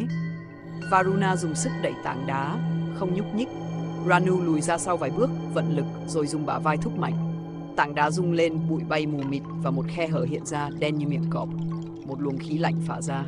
Varuna rút kiếm, Ranu thắp một bó đuốc, họ bước vào. Càng đi sâu, không khí càng lạnh và ẩm. Những bậc đá dốc xuống theo hình xoắn ốc. Sau khoảng nửa canh giờ, họ đến một đại sảnh bị bỏ hoang. Những tượng đá sụp đổ nằm rải rác. Ranu chạm vào một bức tượng bị gãy nửa mặt. Thần linh nơi này có tác dụng gì? Sumedha nhẹ giọng. Người xưa dùng nơi này để tĩnh tâm, để giữ cân bằng giữa oán và ân. Nhưng khi con người tha hóa, nơi này bị bỏ quên, nghiệp lực không được hóa giải nữa. Một tiếng rầm từ sâu bên dưới vọng lên. Chúng ta chưa đến đáy, đi tiếp thôi. Con đường hẹp dần buộc họ phải cúi thấp người, rồi đột ngột không gian mở ra thành một vực ngầm rộng lớn. Trên mặt đá những dòng nước đen cuộn xoáy như sinh vật sống. Ở giữa dòng nước ấy có một bóng người chìm nổi như bị treo giữa hai tầng thế giới. Vợ của anh nông dân. Varuna nhận ra chiếc khăn lụa trắng. Ranu lập tức nhảy xuống một tảng đá gần đó thì mặt đất rung mạnh. Từ dòng nước đen những hình thù mờ đục nổi lên, những bóng người co ro, những gương mặt biến dạng, những đôi mắt đầy oán hận. Linh hồn. Ranu lẩm bẩm. Varuna đứng che cho Ranu. Chúng ta phải kéo người sống ra khỏi đây. Sumedha đặt một vật lên nền đá, một chiếc chuông nhỏ, ông lắc nhẹ. Tiếng chuông ngân trong không gian tối như ánh sáng đầu tiên của buổi bình minh. Những bóng oán khí co lại, lùi dần. Sumedha nói lớn. Ranu, người có tâm sáng nhất, xuống đi. Varuna sẽ dự lối. Ranu không do dự. Chàng nhảy xuống dòng nước đen. Sự lạnh buốt xuyên thẳng vào xương tủy như hàng ngàn mũi kim. Những bóng đen bám lấy chân chàng nhưng Ranu hét lên, dồn lực, bơi đến người phụ nữ đang bất tỉnh. Chàng nắm lấy tay nàng. Ngay khoảnh khắc đó, dòng nước biến động dữ dội. Một hình thù lớn trồi lên từ đáy nước. Một sinh thể không có hình dạng cố định như hàng trăm linh hồn nhập lại. Nó gào lên, tiếng gào méo mó khiến cả hang động rung chuyển. Varuna chém xuống dòng nước, cố ngăn nó tiến lại gần Ranu. Nhưng nước đen không bị kiếm chém trúng, mà ngược lại bám lên lưỡi kiếm như muốn nuốt trọn nó. Không được để nó bắt Ranu. Varuna hét. Sumedha nhắm mắt, ngân lời chú cổ xưa, giọng đều và trầm. Nơi tâm không trụ, oán chẳng sinh. Nơi tâm lặng, nghiệp chẳng trói. Ánh vàng từ chiếc chuông lan rộng như vòng tròn. Sinh thể đen co quắp, gào lên một tiếng cuối rồi vỡ thành hàng ngàn mảnh khói, tan vào không khí. Dòng nước yên lại. Ranu kéo được người phụ nữ lên bờ, kiệt sức thở không ra hơi. Varuna đỡ lấy cả hai, kéo vào vùng an toàn. Cô ấy sống không? Varuna hỏi. Ranu đặt tay lên ngực nàng. Tim còn đập nhẹ lắm. Sumedha thở dài. Cần đưa nàng ra khỏi đây ngay. Nhưng hãy nhớ, người vượt qua dòng nghiệp này không còn như trước. Ranu nhìn xuống lòng vực. Còn sinh thể kia không biến mất. Nó chỉ tạm lùi lại. Khi oán khí nơi đây chưa được giải hoàn toàn, nó sẽ lại sinh ra. Varuna lau mồ hôi. Vậy chúng ta phải làm gì? Sumedha đứng thẳng dậy, mắt nhìn sâu vào bóng tối dưới đáy hang. Tìm nguồn gốc oán nghiệp của vùng đất này. Không phải ở đây, mà ở nơi nó bắt đầu, làng Khô Thủy phía đông Trầm Phong. Nơi đã bị xóa khỏi bản đồ hơn 50 năm. Varuna chấn động. Làng Khô Thủy, chẳng phải nơi đó bị đốt sạch vì một vụ phản loạn sao? Không phải phản loạn là báo ứng. Ranu siết tay lại. Thầy biết điều gì đã xảy ra? Sumedha không trả lời. Ông chỉ nhìn hai chàng trai và nói, tập tiếp theo của hành trình này sẽ bắt đầu từ nơi mà tội lỗi của một thế hệ đã gieo mầm cho bi kịch của hôm nay. Họ bế người phụ nữ rời khỏi hang. Khi ánh sáng đầu tiên của bình minh chiếu xuống, Ranu quay đầu nhìn lại vực ngầm. Dòng nước đen vẫn cuộn xoáy, và dưới đáy sâu có thứ gì đó đang mở mắt. Tập bảy làng Khô Thủy, nơi bóng nghiệp chưa tắt. Gió thổi từ phía đông dãy Trầm Phong, mang theo một mùi ngai ngái như bùn bị nung khét. Khung trời xám tro lơ lửng như lớp sương mỏng không chịu tan. Ranu, Varuna và Sumedha đi bộ trên con đường đá nứt nẻ dẫn về phía làng Khô Thủy, nơi mà theo lời Sumedha, mọi thứ bắt đầu từ đó. Người phụ nữ họ cứu từ dòng nước đen được dân làng chăm sóc. Nàng vẫn bất tỉnh nhưng hơi thở ổn định. Khi rời đi, người chồng đã quỳ xuống cảm tạ không ngừng, nước mắt chảy ròng. Ranu vẫn day dứt. Thưa thầy, rốt cuộc dòng nước ngầm ấy là gì? Tại sao lại liên quan đến nơi chúng ta sắp đến? Sumedha đáp mà không quay đầu lại. Khô Thủy từng là một vùng trù phú, nước chảy quanh năm ruộng đồng xanh tốt, nhưng một tội lỗi lớn đã chôn vùi tất cả, khiến dòng nước biến mất, đất đai nứt toác và oán khí tụ lại dưới lòng đất. Khi nghiệp đầy, nó trở thành dòng sông đen mà con thấy. Varuna nhíu mày. Nhưng tội lỗi nào có thể khiến cả một vùng đất bị nguyền rủa đến thế? Sumedha không trả lời ngay. Ông đi thêm vài bước rồi chỉ vào một cây cột đá bị gãy đôi nằm nghiêng bên đường. Đó vốn là cột mốc của làng. Chúng ta đã đến rìa Khô Thủy rồi. Một cơn gió mạnh thổi qua, bụi đất bay mù mịt. Khi lớp bụi tan dần, làng Khô Thủy hiện ra như một di chỉ bị thời gian bỏ quên. Nhà cửa đều đổ nát, những mái ngói cháy đen, những giếng nước cạn trơ đáy, không một tiếng người, không một bóng chim. Varuna bước vào sân một ngôi nhà cũ, nhặt lên chiếc vòng tay trẻ con bị cháy xém. Người ta nói làng này bị thiêu rụi trong một đêm vì phản loạn chống lại triều đình. Nhưng nhìn lại, không giống phản loạn, giống như bị tận diệt. Sumedha đáp nhẹ. Bị thiêu rụi, đúng, nhưng không phải vì phản loạn. Ranu nhìn quanh, linh cảm có điều gì đó nặng nề hơn đang nằm dưới lớp tro tàn này. Thầy nói, tội lỗi lớn là tội của ai? Cả làng ư? Sumedha dừng lại trước ngôi nhà lớn nhất làng, một căn nhà có cổng gỗ cháy xém nhưng khung vẫn đứng vững. Tội lỗi không phải của cả làng, chỉ của một người, nhưng hậu quả thì cả làng chịu. Ông bước vào trong. Căn nhà rộng nhưng hoang tàn. Ở giữa phòng có một bàn gỗ dài, nứt vỡ. Ranu nhìn dưới đất và nhặt lên một tấm ngói cháy. Trên đó khắc hai chữ cổ: Mộ Sa. Tên của ai vậy thầy? Sumedha nhìn Ranu thật lâu. Tên của người đàn ông đã khiến Khô Thủy biến mất khỏi bản đồ. Người từng được dân làng coi như anh hùng, nhưng cũng chính là người đã gây ra bi kịch khiến nghiệp lực tích tụ thành dòng nước đen dưới lòng đất. Varuna hỏi, hắn đã làm gì? Sumedha quay nhìn ra phía cửa, nơi gió đang thổi mạnh hơn lúc trước, một chuyện mà người đời sau sẽ gọi là phản bội. Nhưng thực ra, đó chỉ là tham vọng mù quáng. Sumedha ra hiệu cho hai người đi theo mình. Ông dẫn họ đến một giếng lớn giữa làng. Khác với những giếng khác đã cạn đáy, giếng này bị lấp bằng đá, gỗ và tro. Đây, nơi bắt đầu và kết thúc của họa. Ranu đặt tay lên miệng giếng. Tại sao lại lấp giếng? Vì người ta không muốn thứ ở dưới giếng trồi lên nữa. Varuna cảm thấy sống lưng lạnh. Cái gì ở dưới? Sumedha đáp, sự thật. Ông bắt đầu kể, giọng chậm rãi như đang mở lại một trang ký ức đầy máu của vùng đất này. Ngày xưa, Khô Thủy là ngôi làng giàu nhất khu vực, nhờ dòng nước chảy ngang qua. Người đứng đầu làng là Mộ Sa, một người trẻ tuổi, thông minh, dũng cảm, từng cứu làng khỏi thú dữ. Dân làng yêu quý hắn, tôn hắn như vị anh hùng. Nhưng khi quyền lực vào tay một người có tâm chưa đủ sáng, nó trở thành gông xiềng của chính họ. Mộ Sa bắt đầu thu gom lương thực, nói là để chuẩn bị cho chiến tranh. Nhưng thực ra là để xây dựng thế lực riêng. Hắn sai bè lũ đào ngầm một đường hầm bí mật dưới làng dẫn nước về khu đất hắn chiếm giữ, khiến các khu khác cạn nước. Dân làng bắt đầu nghi ngờ, nhưng không ai dám nói. Varuna nghiến răng, một kẻ tham lam tư lợi. Không chỉ tham, hắn còn độc ác. Giọng Sumedha tối lại. Có một cô gái trong làng tên là Sheila. Nàng được xem là người có phúc tướng, bình thường, hiền, được mọi người quý. Nhưng trớ trêu thay, Mộ Sa lại đem lòng say mê nàng. Dù nàng từ chối, hắn vẫn dùng quyền uy ép buộc Sheila chống lại. Và cái chết của nàng chính là giọt nước tràn ly. Ranu nhíu mày, tim nhói lên vì cảm giác quen thuộc mơ hồ. Cô ấy chết như thế nào? Sumedha nhìn thẳng vào mắt Ranu. Hắn ném nàng xuống giếng này để bịt miệng. Không gian lặng như chết. Gió thổi qua mang theo tiếng than thở ai oán. Varuna nổi giận. Và dân làng không làm gì sao? Họ biết, nhưng vì sợ hắn và bè lũ không dám chống lại. Ranu chậm rãi nói. Và vì sự hèn nhát đó, nghiệp bắt đầu tích tụ.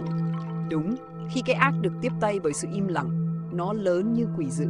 Chỉ vài tháng sau, nước trong làng cạn dần, đất đai nứt toác, vật nuôi chết, trẻ con ốm hàng loạt. Dân làng tin rằng Sheila oán họ, nhưng thật ra oán khí không phải của một người chết oan, mà là của cả làng. Nỗi sợ, sự hèn nhát, sự tàn độc của kẻ cầm quyền, tất cả hợp lại, tạo thành dòng nghiệp. Sumedha kết lại. Và khi triều đình nghe tin dân làng nổi loạn vì thiếu nước, họ kéo quân đến. Không phân biệt đúng sai, họ đốt sạch. Tội lỗi của một người đã giết cả làng. Varuna nhìn miệng giếng, nơi tro bụi dày đến nửa thước. Vậy chúng ta đến đây để đào lên? Không phải để đào, mà để giải. Sumedha đặt tay lên miệng giếng. Một luồng khí lạnh bốc lên từ dưới đá. Oán khí dưới đây không giống oán khí của dòng sông ngầm. Nó sâu hơn, tối hơn vì nó là nơi bắt đầu luồng nghiệp. Ranu nghiêm giọng. Thầy cần chúng con làm gì? Hai con hãy mở miệng giếng. Ta sẽ dùng pháp chú để dẫn oán khí ra. Nhưng phải cẩn trọng. Bên dưới có thể không chỉ có oán hồn Sheila, mà cả những thứ đã bị giam cầm nửa thế kỷ. Varuna lấy xà beng từ căn nhà gần đó. Ranu dùng sức đẩy từng tảng đá. Mỗi khi một viên đá được lôi lên, gió gào mạnh hơn. Sumedha lắc chuông. Tiếng chuông vang vọng dưới đáy sâu. Khi tảng đá cuối cùng được dỡ bỏ, một luồng khí đen bắn thẳng lên trời như cột khói. Ranu lùi lại theo phản xạ. Varuna giơ kiếm. Từ dưới giếng, một giọng nói vang lên, mỏng yếu nhưng nghe rất rõ. Ta, lạnh lắm. Một bóng trắng trồi lên, tóc xõa dài che khuôn mặt. Ranu đứng chân chối, không phải vì sợ mà vì trái tim chàng co thắt kỳ lạ, như từng gặp nàng ở đâu đó trong tiền kiếp rất xa. Sumedha khẽ nói, Sheila. Bóng trắng ngẩng đầu lên, gương mặt đầy nước, nhưng không còn căm hận. Người cứu ta có phải là người? Ranu chậm rãi bước tới, không phải người nàng chờ, nhưng là người sẽ đưa nàng rời khỏi nơi này. Nàng nhìn Ranu rất lâu như soi thấu linh hồn, nhưng ngay lúc đó, mặt đất rung lên dữ dội. Từ đáy giếng dâng lên hàng chục bóng đen khác, méo mó, la hét. Những bóng ấy không giống linh hồn người, chúng như những mảng oán khí kết lại thành hình dạng quái vật. Varuna giơ kiếm. Bọn chúng là gì? Sumedha nói lớn, là nghiệp của dân làng, là nỗi sợ, sự im lặng, sự hèn nhát và tội lỗi họ đã gieo. Không được để chúng nhập vào Sheila, nàng đã chờ giải thoát hàng chục năm. Ranu, giữ lấy nàng. Ranu kéo Sheila về phía mình, nhưng gió xoáy mạnh, những bóng đen vươn tay về phía nàng như muốn kéo nàng lại xuống giếng. Sheila run rẩy. Không, không, đừng để ta trở lại đó. Ranu hét lên. Varuna, chặt những mảng oán khí gần nhất. Varuna vung kiếm, mỗi nhát chém như bổ vào gió, nhưng làm yếu đi luồng khí đen. Sumedha đứng trước miệng giếng, hai tay bắt ấn. Ông tụng một bài chú cổ, lời chú khiến cả giếng sáng lên bằng một ánh vàng nhạt. Bóng đen gào thét, mặt đất rung mạnh hơn. Ranu ôm Sheila vào lòng, nàng thì thầm. Sao chàng giống người đó đến thế? Người từng hứa sẽ cứu ta. Ranu nghiến răng. Nếu kiếp trước ta bỏ lỡ nàng, thì kiếp này ta sẽ đưa nàng thoát. Sumedha hét. Giữ chặt, ta phong ấn oán nghiệp. Varuna bảo vệ Ranu. Một tiếng nổ lớn, ánh sáng vàng trùm cả khu làng. Các bóng đen tan dần như bị gió mang đi. Sheila ngẩng lên, ánh mắt nàng trong hơn, nhẹ hơn. Nàng thì thầm, ta được giải. Nàng khẽ mỉm cười rồi tan vào hạt sáng li ti, bay lên trời. Ranu đứng lặng, nắm trong tay dải khăn trắng nàng để lại. Sumedha nói, một phần của dòng nghiệp đã được giải nhưng không phải tất cả. Nhưng hôm nay, chúng ta đã làm được điều mà người dân Khô Thủy không dám làm. Varuna đặt tay lên vai Ranu, đi tiếp thôi. Bóng nghiệp dưới lòng đất trầm phong, chắc chắn còn thứ nguy hiểm hơn. Xa dưới giếng, tiếng vọng vang lên một cách lạ lùng, không phải oán hồn, không phải gió, mà như tiếng cười yếu ớt của một người đàn ông. Tập 8, khu rừng vít đen, nơi linh hồn không muốn đầu thà. Sau khi rời khỏi làng Khô Thủy, đoàn 3 người đi dọc theo triền núi Trầm Phong, hướng về phía khu rừng mà theo lời Sumedha, mọi thứ bắt đầu rối hơn kể từ đây. Gió lạnh dần và màu trời ngả sang tía thẫm, như có lớp tro bụi mỏng không bao giờ tan. Vẫn còn bị dư âm từ tập trước, Ranu đi lặng lẽ. Dải khăn trắng của Sheila nằm trong túi áo chàng, ấm lên mỗi khi gió thổi qua. Varuna bước cạnh, không nói gì, nhưng rõ ràng cảm nhận được sự xao động của bạn mình. Ranu, còn nghĩ về cô ấy? Ranu không phủ nhận. Ta không hiểu, tại sao khi nhìn nàng ta lại thấy như từng biết nàng từ rất rất xa. Tựa như ký ức đứng sau một tấm màn mỏng. Sumedha chậm rãi đáp, nhân duyên giữa con và nàng có thể đã kéo dài qua nhiều đời. Khi gặp nhau dù không nhớ, tâm vẫn nhận ra. Nhưng đừng để cảm xúc níu con lại vì những gì phía trước đáng sợ hơn gấp nhiều. Varuna nhìn sang. Thầy nói đáng sợ hơn là ý gì? Sumedha dừng lại trước một tấm bia đá lún sâu dưới đất, phủ rêu và bụi cỏ. Trên bia khắc 2 chữ cổ mờ nhòe, vịt đen. Chúng ta sắp bước vào nơi mà cả thế gian gần như đã quên. Khu rừng chỉ còn lại trong chuyện kể của những người già, nơi mà mọi linh hồn chết oan đều muốn quay lại để đòi công bằng. Ranu khẽ rùng mình. Vì sao linh hồn lại muốn quay lại thưa thầy? Không phải họ nên đầu thai sao? Sumedha thở dài. Chỉ khi tâm họ nhẹ. Nhưng ai chết trong đau khổ, ai bị phản bội, bị giết mà không rõ lý do, họ sẽ không đi được. Ở vịt đen có vô số linh hồn như vậy. Varuna cười nhạt. Nếu họ chỉ là linh hồn, ta còn cách đối phó. Chứ nếu là thứ khác thì chính điều đó là nguy hiểm, Varuna. Không ai biết thứ gì trong đó còn là người nữa. Khu rừng vịt đen không có cổng, không có ranh giới rõ ràng. Nhưng khi bước vào, người ta sẽ biết. Không phải vì cây cối khác thường, mà vì im lặng. Không có tiếng chim, không tiếng côn trùng, không tiếng gió rung lá. Chỉ có tiếng bước chân của 3 người vang lên trên nền đất mềm. Varuna vỗ nhẹ vào thân cây to nhất gần đó. Cây này sống hay chết vậy? Vừa dứt lời, thân cây chảy ra một thứ nhựa đen nhánh, dính như nhựa đường. Ranu giật mình. Thứ này giống hệt nước ngầm đen kia. Sumedha lắc đầu. Không, đây là hậu quả của nghiệp oán tích tụ. Cây cối trong rừng này hút thứ oán khí đó mà sống. Nói cách khác, chúng sống bằng đau khổ của người chết trong rừng. Cả hai đều rùng mình. Họ đi sâu hơn, màu trời càng tím đặc. Sương dày từ mặt đất bốc lên, lạnh đến mức da nổi gai. Ranu thì thầm. Thầy nói nơi này từng có nhiều người chết oan. Vì sao? Sumedha nhẹ nhàng. Vì nơi đây từng là đường tắt để qua núi Trầm Phong. Những thương nhân, những người buôn muối, những gia đình đi tìm vùng đất mới bị cướp tấn công. Nhiều người bị giết, vứt xác trong rừng. Máu và oán khí tích tụ suốt hàng trăm năm. Varuna hỏi. Còn kẻ cướp, họ sống ở đâu? Thầy Sumedha lặng vài giây. Cũng ở trong rừng này, nhưng không phải sống nữa. Họ đi thêm một đoạn dài. Dưới táng rừng đen đặc, ánh sáng yếu ớt như sắp tắt. Từ xa vọng lại tiếng va chạm kim loại, như tiếng kiếm đụng vào giáp, nhưng rất chậm, mơ hồ như tiếng từ lòng đất. Ranu đặt tay lên chuôi kiếm. Thầy nghe thấy không? Có, nhưng đừng rút kiếm. Không phải lúc. Varuna khẽ thì thầm. Không phải lúc, vậy là sẽ có lúc phải rút. Ngay khi lời vừa dứt, một tiếng rắc vang lên phía trước. Cả 3 đồng loạt nhìn. Một thân cây gãy đôi, nhưng không vì gió, mà vì một bóng người đứng ngay cạnh nó. Không phải người thường. Một cái bóng cao lêu nghêu, mặc áo giáp rách nát, gỉ sét, có những đường nứt như sắp rơi từng mảng. Khuôn mặt hắn bị che bởi chiếc nón sắt méo mó, nhưng qua khe nón, ánh mắt lóe lên như 2 đốm than cháy. Hắn cầm một thanh đao đen xì, lưỡi đao nhỏ, những giọt nhựa đen như máu. Varuna siết tay. Lính cướp!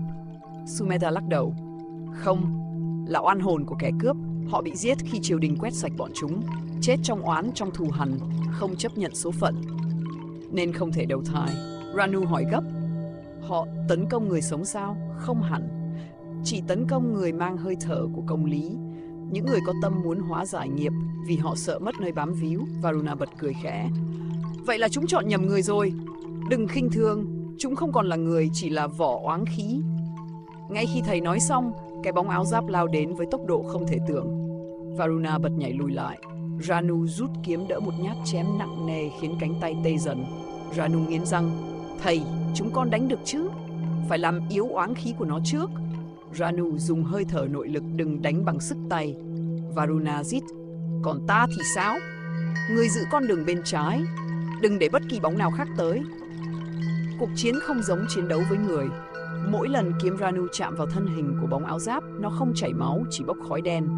Nhưng khói đó quấn lấy tay Ranu khiến chàng đau buốt. Varuna vung kiếm đánh loạn xạ để tạo khoảng trống, vì phía sau tiếng lạo xạo nhiều bước chân đang tiến lại. Gần 10 bóng nữa, Varuna hét lớn. Sumedha đóng ấn bằng hai tay, mặt trở nên nghiêm nghị. Ta sẽ dùng ấn phá oáng. Hai con giữ chúng đứng trong vòng tròn. Ranu dồn nội lực vào mũi kiếm. Ánh sáng vàng nhạt tỏa ra từ lưỡi kiếm. Khi chém vào bóng áo giáp, tiếng rít chói tai vang lên và toàn thân nó nứt toạc. Từ khe nứt, một giọng khàn khàn vang lên. Bỏ ta ra! Ranu lùi lại. Thầy, tôi nghe nó nói. Nó chưa buông nghiệp, chỉ khi nó buông mới tan được. Varuna hét lên. Còn mấy con nữa đang lao tới. Cả rừng rung lên từ trong bóng tối. Hàng chục cái bóng lắc lư tiến đến. Mắt chúng đỏ rực, thân hình mục nát, áo giáp rách, nhưng mỗi bước đều nặng nề như đe dọa nghiền nát tất cả. Sumedha đứng yên giữa không gian, hai tay nâng ấn. Ranu! Varuna! Bước vào trong bán kính của ta. Hai người vừa lùi vào, Sumedha vạch một hình tròn trên đất bằng đầu ngón tay. Đất lập tức sáng lên như than hồng. Những bóng áo giáp lao tới, nhưng khi chạm vào vòng sáng, chúng rụt lại và gào lên. Không! Không! Sumedha bắt đầu tụng chú. Đất dưới chân rung nhẹ, vòng sáng mở rộng ra. Ranu! Con giữ linh hồn tên thủ lĩnh, nếu hắn chưa tan, bọn kia không thể tiêu. Ranu lao tới bóng áo giáp lớn nhất, kẻ đã xuất hiện đầu tiên. Hắn đứng như tượng, nhưng bỗng mở mắt đỏ rực nhìn Ranu, giọng trầm đầy hận. Ta bảo vệ chúng, tại sao các ngươi giết ta? Sumedha nói lớn, hắn không biết mình đã làm gì sai. Hắn nghĩ hắn bảo vệ đồng bọn, nhưng thực ra hắn giết người vô tội. Ranu đáp, nếu ngươi không buông hận, ngươi sẽ mãi bị kẹt ở đây. Tên áo giáp gào lên, bọn chúng giết ta trước. Sumedha hét, vì ngươi cướp bóc, giết hàng trăm người, hận không thể xóa tội. Tên áo giáp run lên, hắn lùi một bước, trong đôi mắt đỏ rực của hắn có gì đó thay đổi, như thứ gì đó đang lung lay. Nhưng đúng lúc ấy, một bóng đen khác lao ra từ đám cây phía xa, không giống những oan hồn trước. Thứ này cao gần 2 người, không mặt mũi, chỉ là khối bóng đen cuồn cuộn. Sumedha thở mạnh. Chết rồi, bóng nghiệp tổng. Ranu quay lại. Bóng nghiệp tổng là gì? Là tích của tất cả oán khí trong rừng. Nếu nó nhập vào ai, người đó sẽ hóa ma ngay lập tức. Varuna hét lớn, nó đang lao vào tên thủ lĩnh. Tên thủ lĩnh chưa kịp phản ứng. Bóng nghiệp tổng như con thú há miệng lao vào hắn. Ranu lao đến, chém một đường sáng mạnh nhất từ trước đến nay. Bóng nghiệp vỡ thành khói đen, nhưng phần lớn vẫn nhập vào áo giáp. Tên thủ lĩnh ngửa đầu lên trời gào tiếng đau đớn, toàn thân rung bần bật, ánh mắt đỏ chuyển sang tím. Sumedha hét, Ranu, nếu hắn bị bóng nghiệp chiếm, hắn sẽ thành quỷ oán, chúng ta không thắng nổi đâu. Ranu gầm lên, ta không để chuyện đó xảy ra. Chàng đặt tay lên ngực áo giáp, truyền toàn bộ nội lực ánh vàng vào. Tên áo giáp giật mạnh rồi khuỵu xuống. Một giọng yếu ớt thoát ra, ta nhớ rồi, ta đã giết họ, ta đã sai. Sumedha nói, đúng rồi, hãy buông đi. Tên áo giáp thả rơi đao, khói đen bốc ra khỏi cơ thể hắn tan vào khoảng không, một luồng sáng trắng bay lên trời. Varuna thở dài, cuối cùng cũng xong. Nhưng Sumedha lại nhìn sâu vào rừng, ánh mắt tối lại. Không, đây chỉ là bước đầu, bởi vì ông chỉ vào vệt khói tím đang lang ra giữa tán rừng. Bóng nghiệp tổng vừa rồi chỉ là một phần nhỏ. Phần lớn hơn đang chờ chúng ta ở nơi sâu nhất khu rừng. Ranu nuốt khô, sâu nhất là nơi nào? Sumedha đáp bằng giọng trầm lạnh, nơi mà những kẻ cướp thực sự đã chết, nhưng không phải vì triều đình, mà vì chính thủ lĩnh của chúng. Varuna sững người. Hắn giết đồng bọn. Không chỉ giết, hắn hiến họ cho bóng nghiệp để đổi sức mạnh. Gió rít mạnh qua rừng như tiếng hét nghẹn của hàng trăm linh hồn. Sumedha nói khẽ, chúng ta phải đến nơi đó. Kẻ đã tạo ra nghiệp chướng lớn nhất rừng vịt đen vẫn chưa tan. Tập 9, bóng tích ám ở hồ Phăng Gương Đỉnh. Trầm phong chìm trong sương trắng như dải lụa quấn quanh trời. Mấy ngày qua, Ranu, Varuna và thầy Sumedha tạm nghỉ ở chân núi để tìm hiểu nguồn gốc bóng quỷ từng tàn phá một phần rừng già. Nhưng càng ở lâu, họ càng cảm nhận rằng nơi này không chỉ có một mối nguy, mà là nhiều tầng nhân quả chồng chất từ rất nhiều kiếp đã lẫn vào nhau. Sáng hôm ấy, Varuna trở về từ việc thăm dò bờ hồ Phẳng Gương, một hồ nước nổi tiếng yên bình nhưng đang dần loang những vệt đen kỳ quái. Cậu nói với Ranu và thầy, hồ đó không giống bất kỳ hồ nào con từng thấy, nước trong như gương, nhưng bên dưới tối đen như vực. Con thấy bóng dáng một người mà lại không phải người. Thầy Sumedha đáp, đây sẽ là nơi tiếp theo chúng ta phải đến. Mọi dấu vết ác nghiệp đang quy tụ về đó. Ranu nắm chặt dây cung. Những ngày qua cậu đã mạnh lên nhiều, nhưng càng mạnh bao nhiêu, cậu càng cảm nhận những rối ren trong tâm mình. Có lúc cậu nhớ đến kiếp sống trước, khi từng vì sân hận mà làm tổn thương một kẻ yếu. Hình bóng ấy mơ hồ lắm, nhưng đủ khiến lòng cậu không yên. Ba người khởi hành ngay khi mặt trời nhô lên khỏi đỉnh núi. Hồ Phẳng Gương, nơi quá khứ giấu mình dưới đáy hồ Phẳng Gương nằm giữa rừng. Mặt nước phẳng đến mức không thấy gợn sóng dù gió lùa mạnh.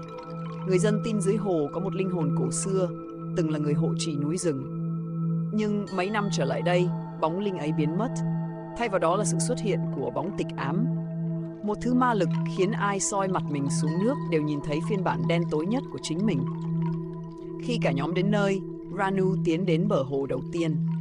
Mặt nước trong như gương, cậu cúi xuống nhìn. Khoảnh khắc ấy, Ranu khựng lại.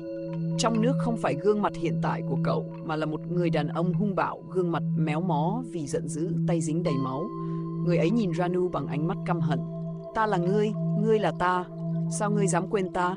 Ranu lùi lại, tim đập mạnh. Varuna chạy tới. Cậu sao vậy? Ranu thở khó, giọng run. Tớ nhìn thấy một phần khác của mình. Thầy Sumedha bước đến, chậm rãi chạm ngón tay xuống mặt nước. Một vòng sóng nhỏ lan ra rồi tan. Đây là hồ của nhân tâm. Ai mang nghiệp nặng đều nhìn thấy bóng quá khứ chưa được hóa giải. Nghiệp của con đã bắt đầu thức dậy. Ranu không nói gì, chỉ siết chặt tay. Cậu biết điều đó là thật. 2. Người phụ nữ bên bờ hồ. Khi cả nhóm đang tìm cách xác định nguồn gốc bóng đen, một người phụ nữ lạ xuất hiện từ rừng. Bà khoác áo nâu cũ, tóc dài chấm vai, gương mặt gầy nhưng đôi mắt sâu thẳm. Bà nhìn Sumedha. Thưa hiền sĩ, cuối cùng các người cũng tới. Varuna hỏi ngay. Bà biết chúng tôi? Biết chứ, bà đáp. Vì các vị đến để cứu hồ này, nhưng cũng có thể để phơi bày những gì từng bị che giấu. Giọng bà trầm nhưng không hề run. Bà đưa họ đến một phiến đá lớn gần bờ, nói tiếp. Ta là người trông coi hồ, tên ta là Sila. Ta đã sống ở đây từ khi hồ bị nguyền. Nguyền? Ranu hỏi. Đúng vậy, nơi này từng trong trẻo, là nơi thanh tịnh mà các bậc đạo hạnh đến thiền định. Nhưng 30 năm trước, ở vùng này có một vụ án nhuộm máu hồ. Sila kể rằng, ngày ấy có 2 người tiều phu cùng đến rừng kiếm củi. Một người hiền lành, một người tham lam. Vì tranh nhau mảnh gỗ quý, kẻ tham lam đã lén đẩy bạn mình xuống hồ, rồi còn dùng đá ném xuống để chắc chắn nạn nhân không sống sót. Xác chìm xuống tận đáy hồ, nhưng nghiệp không chìm cùng nó. Oán khí lan ra, hòa vào linh lực của hồ, biến thành bóng tịch ám như ngày nay. Thầy Sumedha hỏi, người giết hiện giờ ở đâu? Sila đáp, ông ta mất rồi, nhưng oán chưa tan. Vì sao ư? Vì người bị hại chưa được siêu thoát, bởi còn giữ một mối buộc trong tim. Ranu thấy tim mình nhói lên khi nghe đến chữ oán. Bà quyết định xuống hồ. Thầy Sumedha nhìn mặt hồ hồi lâu rồi nói, phải tìm linh hồn bị kẹt dưới đáy hồ. Varuna hoảng, thưa thầy, xuống hồ này sao? Nước tối như vực lại mang oán khí mạnh. Người thường xuống là chết. Chúng ta không phải xuống bằng thân xác, thầy nói, mà bằng tâm thức. Cả Ranu và Varuna đều sững người. Một lát sau, thầy Sumedha ngồi xếp bằng bên bờ nước, đưa 3 ngón tay đặt lên huyệt giữa trán. Một làn khí ánh vàng bao quanh thầy. Ranu và Varuna ngồi hai bên như được dẫn dắt. Bằng một cách kỳ lạ, khó diễn tả, tâm thức họ tách ra khỏi thân. Cả ba thấy mình đứng ngay trên mặt hồ, dù mắt trần vẫn nhắm, mặt nước tách ra như tấm kính mở cánh cửa. Cả ba bước xuống. 4. Dưới đáy, nơi ký ức bị bóp méo. Dưới đáy hồ không có nước, không có rong rêu, chỉ có một vùng không gian tối như một sảnh rộng bị bỏ hoang. Trần và tường đều mờ như xương kết tinh thành hình. Trong không gian ấy, một người đàn ông đứng xoay lưng lại như đang ôm điều gì vô hình. Ranu thốt lên là người bị giết, nhưng thầy Sumedha ngăn cậu. Khoan, đừng vội xác định. Nghiệp thức thường không hiện đúng bản chất của nó. Họ đến gần hơn, người đàn ông quay lại, gương mặt ông hiền lành nhưng đôi mắt vô cùng bi thương. Ông nói, tại sao lại đến làm phiền ta? Ta chỉ muốn được yên ở đây. Varuna hỏi, ông là người tiều phu bị hại. Phải, ta bị bạn mình giết, ta ở lại đây vì ta căm hận. Ta chờ ngày hắn xuống theo ta. Nhưng hắn chết rồi lại thành ra ta ở đây một mình. Không ai để ta trả thù. Các người tới đây làm gì? Cứu ta sao? Ta không cần cứu. Giọng ông mỗi lúc một lớn. Thầy Sumedha nhẹ giọng. Vì sao ông muốn trả thù đến vậy? Vì hắn phản bội ta, hắn là bạn từ nhỏ của ta. Người tiểu phu gào lên, ta đã tin hắn, ta giúp hắn bao lần, thế mà hắn đẩy ta xuống đây như ném một khúc gỗ. Trong khoảnh khắc ấy, Ranu cảm nhận một luồng nhói đau nơi tim. Cậu như thấy mình từng phản bội một người trong tiền kiếp. Một ký ức mờ hiện lên, cậu đẩy ai đó vào nguy hiểm chỉ để tránh một trận đòn. Ký ức lướt qua khiến Ranu nghẹn lại. Thầy Sumedha bước lên trước nói, ngươi càng dự oán, bóng tịch ám càng mạnh. Nó sẽ không trả thù thành người, nó chỉ khiến ngươi xa sâu hơn. Người tiểu phu cười cay đắng. Ngươi là hiền sĩ, ngươi đâu hiểu cảm giác bị phản bội bởi người mình tin tưởng nhất. Ranu bất ngờ lên tiếng. Cháu hiểu. Cậu tiến lên đứng cách người tiểu phu chỉ vài bước. Cháu từng giống ông, cháu từng gây tổn thương một người vì yếu đuối và sợ hãi. Cháu hối hận nhưng không thể quay lại sửa. Cháu từng muốn trốn tránh, muốn đổ lỗi. Cháu hiểu cảm giác bị dằn vặt bởi chính ký ức của mình. Người tiểu phu nhìn Ranu chăm chăm. Oán khí quanh ông dao động. Ngươi đúng là có oán nghiệp nặng. Ngươi cũng từng phản bội ai đó. Ranu gật đầu. Đúng, và cháu biết giữ oán chỉ khiến mình không thoát được. Người gieo nhân ác đã chịu quả rồi. Còn ông cứ ở đây mãi thì cả đời chỉ còn bóng tối. Không gian chợt rung lên, một dòng nước đen từ bốn phía tràn đến cuộn quanh người tiểu phu. Ông gào, ta không thể tha thứ, ta không thể, ta chết oan, ta phải báo thù. Varuna lùi lại, còn Ranu đứng yên, nói lớn, ông không cần tha cho kẻ đã chết, ông chỉ cần tha cho chính ông. Câu nói ấy như xuyên thẳng vào tâm thức người tiểu phu. Hạt có nắm, bước qua oán, bóng tịch ám hiện hình. Không gian tối bắt đầu tách đôi. Từ sau lưng người tiểu phu, một bóng đen khổng lồ trồi lên như sinh vật mang hình người. Nó có đôi mắt trắng đục, miệng rộng như vết rách.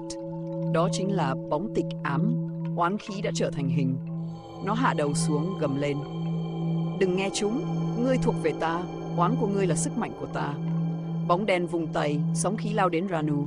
Varuna kéo Ranu ra sau, nhưng sóng khí vẫn khiến cậu ngã dúi.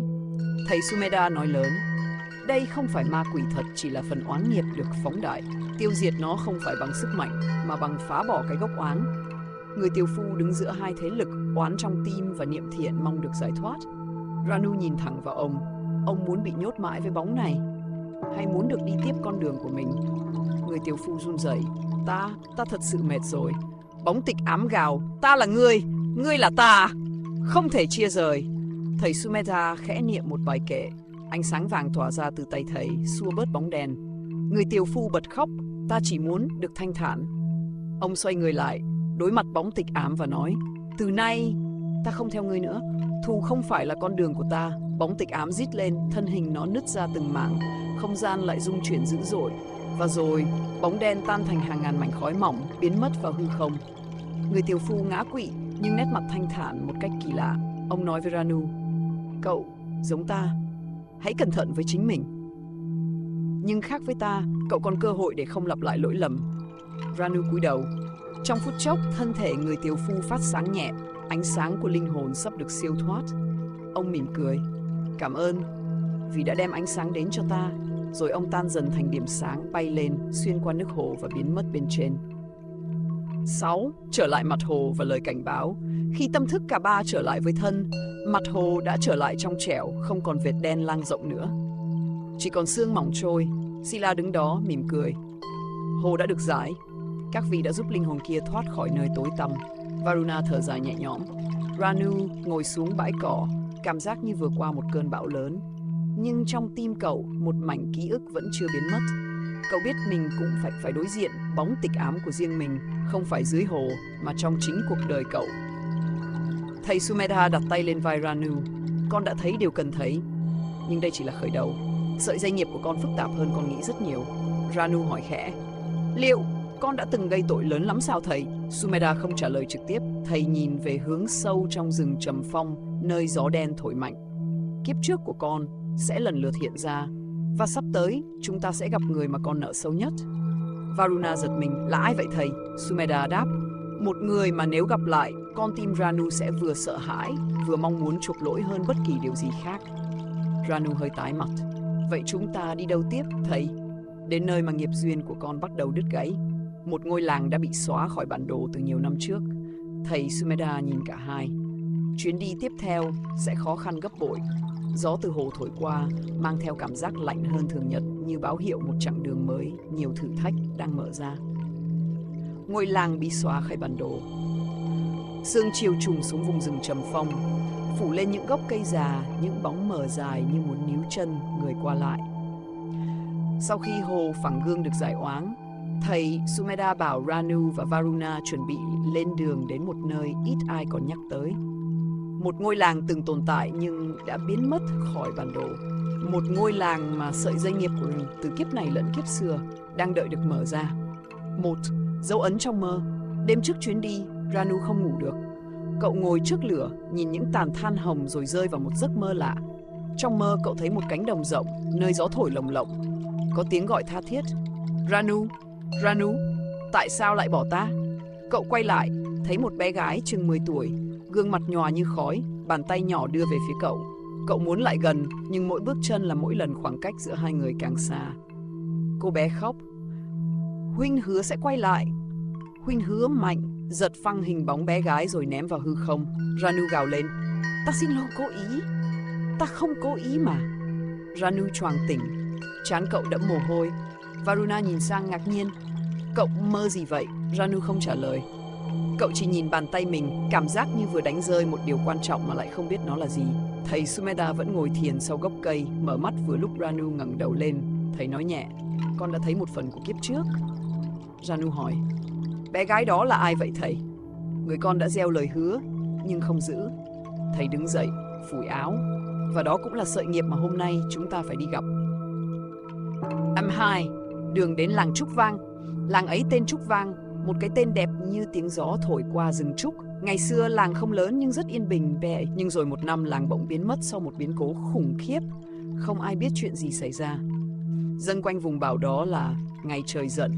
Người khác bảo đó là do một tội nặng chưa hóa giải. Nhiều năm sau, địa danh bị xóa khỏi bản đồ để tránh người tò mò mò vào. Càng đến gần nơi ấy, Ranu càng thấy tim nặng trĩu, như có ai níu điêu từ phía sau. Sau nửa ngày băng rừng, ba người đứng trước con đường đá cổ dẫn vào Trúc Vang. Những phiến đá rêu phủ, nhiều chỗ nứt vỡ như bị lửa liếm qua. Ranu rùng mình. Varuna hỏi, sao mình cảm giác như nơi này bị bỏ hoang cả 100 năm? Thầy Sumedha đáp, oán khí có thể giữ một nơi trong cảnh chết chóc rất lâu. Ranu thấy một chiếc cổng gãy rụp dù bóng nghiêng ngả. Phía trên cổng có tấm biển gỗ khắc hai chữ mờ nhạt, Trúc Vang. Cậu đọc lên rồi thấy tim đau nhói như có một kỷ niệm đâm thẳng vào. Bà, làng chết nhưng chưa tang. Đi sâu vào bên trong, họ thấy những căn nhà gỗ sập đổ, mái tranh bị gió cuốn mất. Không có tiếng chim, không có dấu chân người, nhưng lạ lùng thay, có tiếng trẻ con cười khúc khích vọng từ xa. Varuna giật thót. Không phải chứ? Tiếng cười trong trẻo nhưng lạnh như tiếng trống rỗng vang trong hốc đá. Ranu nhìn quanh, mỗi bước chân nặng như đá. Cảnh vật mờ đi rồi rõ lại trong mắt cậu như ký ức hiện về từng đoạn. Cậu thấy mình trong kiếp trước từng đứng giữa làng này, tóc dài, dáng gầy, trông như một thiếu niên khoảng 17. Và bên cạnh cậu là cô bé trong giấc mơ. Cảnh ấy vụt biến mất khi Varuna chạm vào vai cậu. Ranu, cậu ổn chứ? Ranu gật đầu nhưng hơi thở run. Tiếng cười trẻ con vang lần nữa, lần này gần hơn. Từ con hẻm cạnh ngôi nhà đổ nát, một cái bóng nhỏ chạy ngang. Varuna rút dao bản năng. Ai đó? Chỉ có gió trả lời. Âm 4, người đàn bà áo tro. Ở cuối làng có một giếng cổ. Khi đến gần đó, cả ba thấy một người đàn bà ngồi bên thành giếng. Lưng bà cong, tóc bạc xõa, áo tro bạc màu. Bà quay lại, gương mặt hốc hác nhưng mắt sáng khác thường. Ba người đến trễ, bà nói. Con bé chờ lâu lắm rồi. Ranu cảm giác tim ngừng đập. Bà biết chúng cháu đến. Ta đã chờ nhiều năm. Chỉ có 3 người mới có thể mở được nút nghiệp này. Thầy Sumedha cúi đầu. Xin bà chỉ đường. Người đàn bà nhìn Ranu thật lâu. Ánh mắt bà vừa thương vừa giận. Ngươi đã bỏ rơi nó. Ranu tái mặt. Varuna đứng chắn trước Ranu. Bà đang nói về ai? Cô bé mà ngươi đã hứa bảo vệ. Cô bé tên Lyra. Cái tên ấy như mở khóa một ô ký ức. Ranu lảo đảo phải vịn vào tường. Cả vùng trời trước mắt cậu xoay lại rồi mở ra như một cuốn phim cũ. Chapter 5. Ký ức trọn vẹn của Ranu. Tiền kiếp. Trong kiếp trước, Ranu là một thiếu niên tên Ranos, mồ côi cha mẹ, sống bằng nghề gùi củi thuê. Cậu nghèo nhưng tốt bụng, được cả làng quý. Lyra là cô bé, được cậu thương như em ruột. Cô mồ côi, sống với bà ngoại, chính là người đàn bà đang đứng trước mặt họ bây giờ. Ranos hứa sẽ chăm sóc Lyra đến khi cô lớn. Nhưng chuyện xảy ra vào một ngày tai họa. Có một đàn thú hoang bất ngờ tràn xuống từ núi, phá làng dữ dội, dân làng chạy tán loạn. Khi ấy, Lyra bị kẹt dưới căn nhà sụp mái. Ranos thấy cô, chạy đến định cứu, nhưng đàn thú quá hung dữ. Cậu nghe tiếng người hô, nếu còn ở đó, mày sẽ chết. Chạy đi! Trong khoảnh khắc quyết định, nỗi sợ trùm lấy cậu. Cậu chạy mà, không dám quay lại. Lyra bị kẹt lại và chết. Ranos mang theo nỗi hổ thẹn ấy đến cuối đời. Và oán khí của Lyra không phải oán trách, mà là nỗi chờ đợi không được đáp lại, đã găm vào thân tâm cậu, trở thành mối nghiệp chưa tan. 6. Trở về hiện tại, Ranu quỵ xuống đất, gương mặt trắng bệch. Varuna hốt hoảng. Ranu, tỉnh lại! Ranu nấc lên, nước mắt rơi không kiểm soát. Cậu gần như không thở được khi ký ức tràn về. Người đàn bà áo tro nói, ta không trách ngươi, Lyra cũng không trách, nhưng oán chờ còn mạnh hơn oán hận. Nó giữ linh hồn con bé lại nơi này, không tan, không đi được. Thầy Sumeda hỏi, bà muốn chúng tôi làm gì? Bà chỉ xuống giếng. Linh hồn Lyra ở trong này, nhưng không phải là con bé mà các người từng biết. Oán chờ đã biến nó thành thứ vừa hiền vừa đáng sợ. Ai xuống giếng phải là người nó chờ đợi. Ranu hiểu. Con sẽ xuống. Varuna phản đối. Không được. Cậu vừa nhớ lại chuyện cũ, tâm đang yếu. Xuống đó lỡ gặp chuyện. Nhưng chỉ mình tớ có thể đưa Lyra đi. Ranu nói, vì lỗi thuộc về tớ. Thầy Sumeda đặt tay lên vai cậu. Đây là nghiệp của con. Nhưng nếu con xuống phải giữ tâm vững, vì con bé sẽ không tỉnh táo như trước nữa. Nak 7. Xuống giếng, gặp Lyra. Ranu buộc sợi dây quanh lưng. Varuna giữ đầu dây. Thầy Sumeda đứng bên cạnh tụng lời hộ tâm. Ranu bước xuống giếng. Nước trong giếng đen như mực, lạnh đến mức như chạm vào đá. Khi nước ngập đến ngực, Ranu cảm nhận có bàn tay nhỏ chạm vào chân mình. Cậu nín thở. Từ dưới đáy một bóng người bé nhỏ từ từ nổi lên. Đó là Lyra. Nhưng đôi mắt cô bé mờ đục, da tái như xương. Mái tóc dài trôi bồng bềnh như không phải trong nước mà trong một giấc mộng. Huynh, về rồi sao? Giọng cô bé như gió phảng phất. Ranu nghẹn ngào. Lyra, Huynh xin lỗi. Huynh đã sai. Huynh bỏ muội vì Huynh sợ. Cô bé đưa tay lên vuốt má Ranu. Bàn tay lạnh đến tê buốt. Muội biết, muội không giận, nhưng muội sợ Huynh sẽ không bao giờ quay lại. Dưới nước, bóng tối dâng lên như những dải khói đen quấn quanh Lyra. Ranu ôm lấy cô bé, không để bóng đen kéo cô đi. Huynh đã quay lại đây. Huynh đến để đưa muội đi. Chúng ta sẽ không chia ly nữa. Lyra nhìn Ranu hồi lâu, đôi mắt đục dần trong, sáng lên như trời sớm. Huynh thật sự đến vì muội. Phải, Huynh đến vì muội. Bóng đen quanh cô bé gom lại thành một hình thù nhọn như mũi giáo, định đâm vào lưng Ranu. Nhưng Lyra vươn tay chắn lại. Đừng hại Huynh ấy nữa. Muội không chờ nữa đâu. Bóng đen nứt vỡ rồi tan ra thành hàng sợi khói mỏng biến mất trong nước. Mỏng biến mất trong nước. Lyra sáng dần lên nhưng vẫn giữ được ngọn lửa cuối cùng. Huynh ơi, cảm ơn Huynh. Giờ muội không còn sợ nữa. Cô bé ôm Ranu một lần cuối. Rồi thân ảnh nhỏ bé ấy tan dần thành những hạt sáng li ti lẫn vào dòng nước mát. 8. Trở lại mặt đất. Oán chờ đã dứt. Ranu được kéo lên khỏi giếng. Cậu quỳ trên mặt đất run rẩy, mắt đỏ hoe nhưng bình thản. Người đàn bà áo tro mỉm cười, gương mặt hiền hơn rất nhiều. Lyra đi rồi, con bé đi thanh thản. Ta cảm ơn con. Ranos của kiếp trước hay Ranu của kiếp này cũng đều là đứa trẻ tốt. Bà cúi đầu trước thầy Sumeda. Các vị đã giải được nút thắt của làng này. Từ nay, trúc vang sẽ được nghỉ ngơi. Gió thổi nhẹ, những ngôi nhà mục dần sáng lên bằng ánh nắng cuối buổi như được trả về hình hài của một ký ức đã trọn vẹn. Ranu đứng dậy. Cậu không còn gánh nặng trong tim như trước nữa, mà chỉ còn sự lặng lẽ biết ơn. Varuna khoác vai cậu. Cậu làm được rồi, Ranu. Thầy Sumeda nhìn hai người. Đây mới chỉ là tầng thứ 2 trong sợi nghiệp của con. Con đã trả được lời hứa, nhưng vẫn còn một nghiệp khác lớn hơn nhiều đang đợi phía trước. Ranu hỏi, là nghiệp gì vậy thầy? Thầy Sumeda đáp, người con nợ sâu nhất không phải Lyra, mà là một người lớn. Người với cái chết của họ trong kiếp trước đã ảnh hưởng đến rất nhiều người khác. Ranu nuốt nước bọt. Vậy, chúng ta đi đâu tiếp? Thầy nhẹ đáp, đến nơi con đã phạm sai lầm lớn nhất trong đời trước. Gió chiều thổi mạnh qua rừng trúc như mở ra một con đường mới, tối tăm hơn nhưng cũng là nơi ánh sáng sẽ xuất hiện.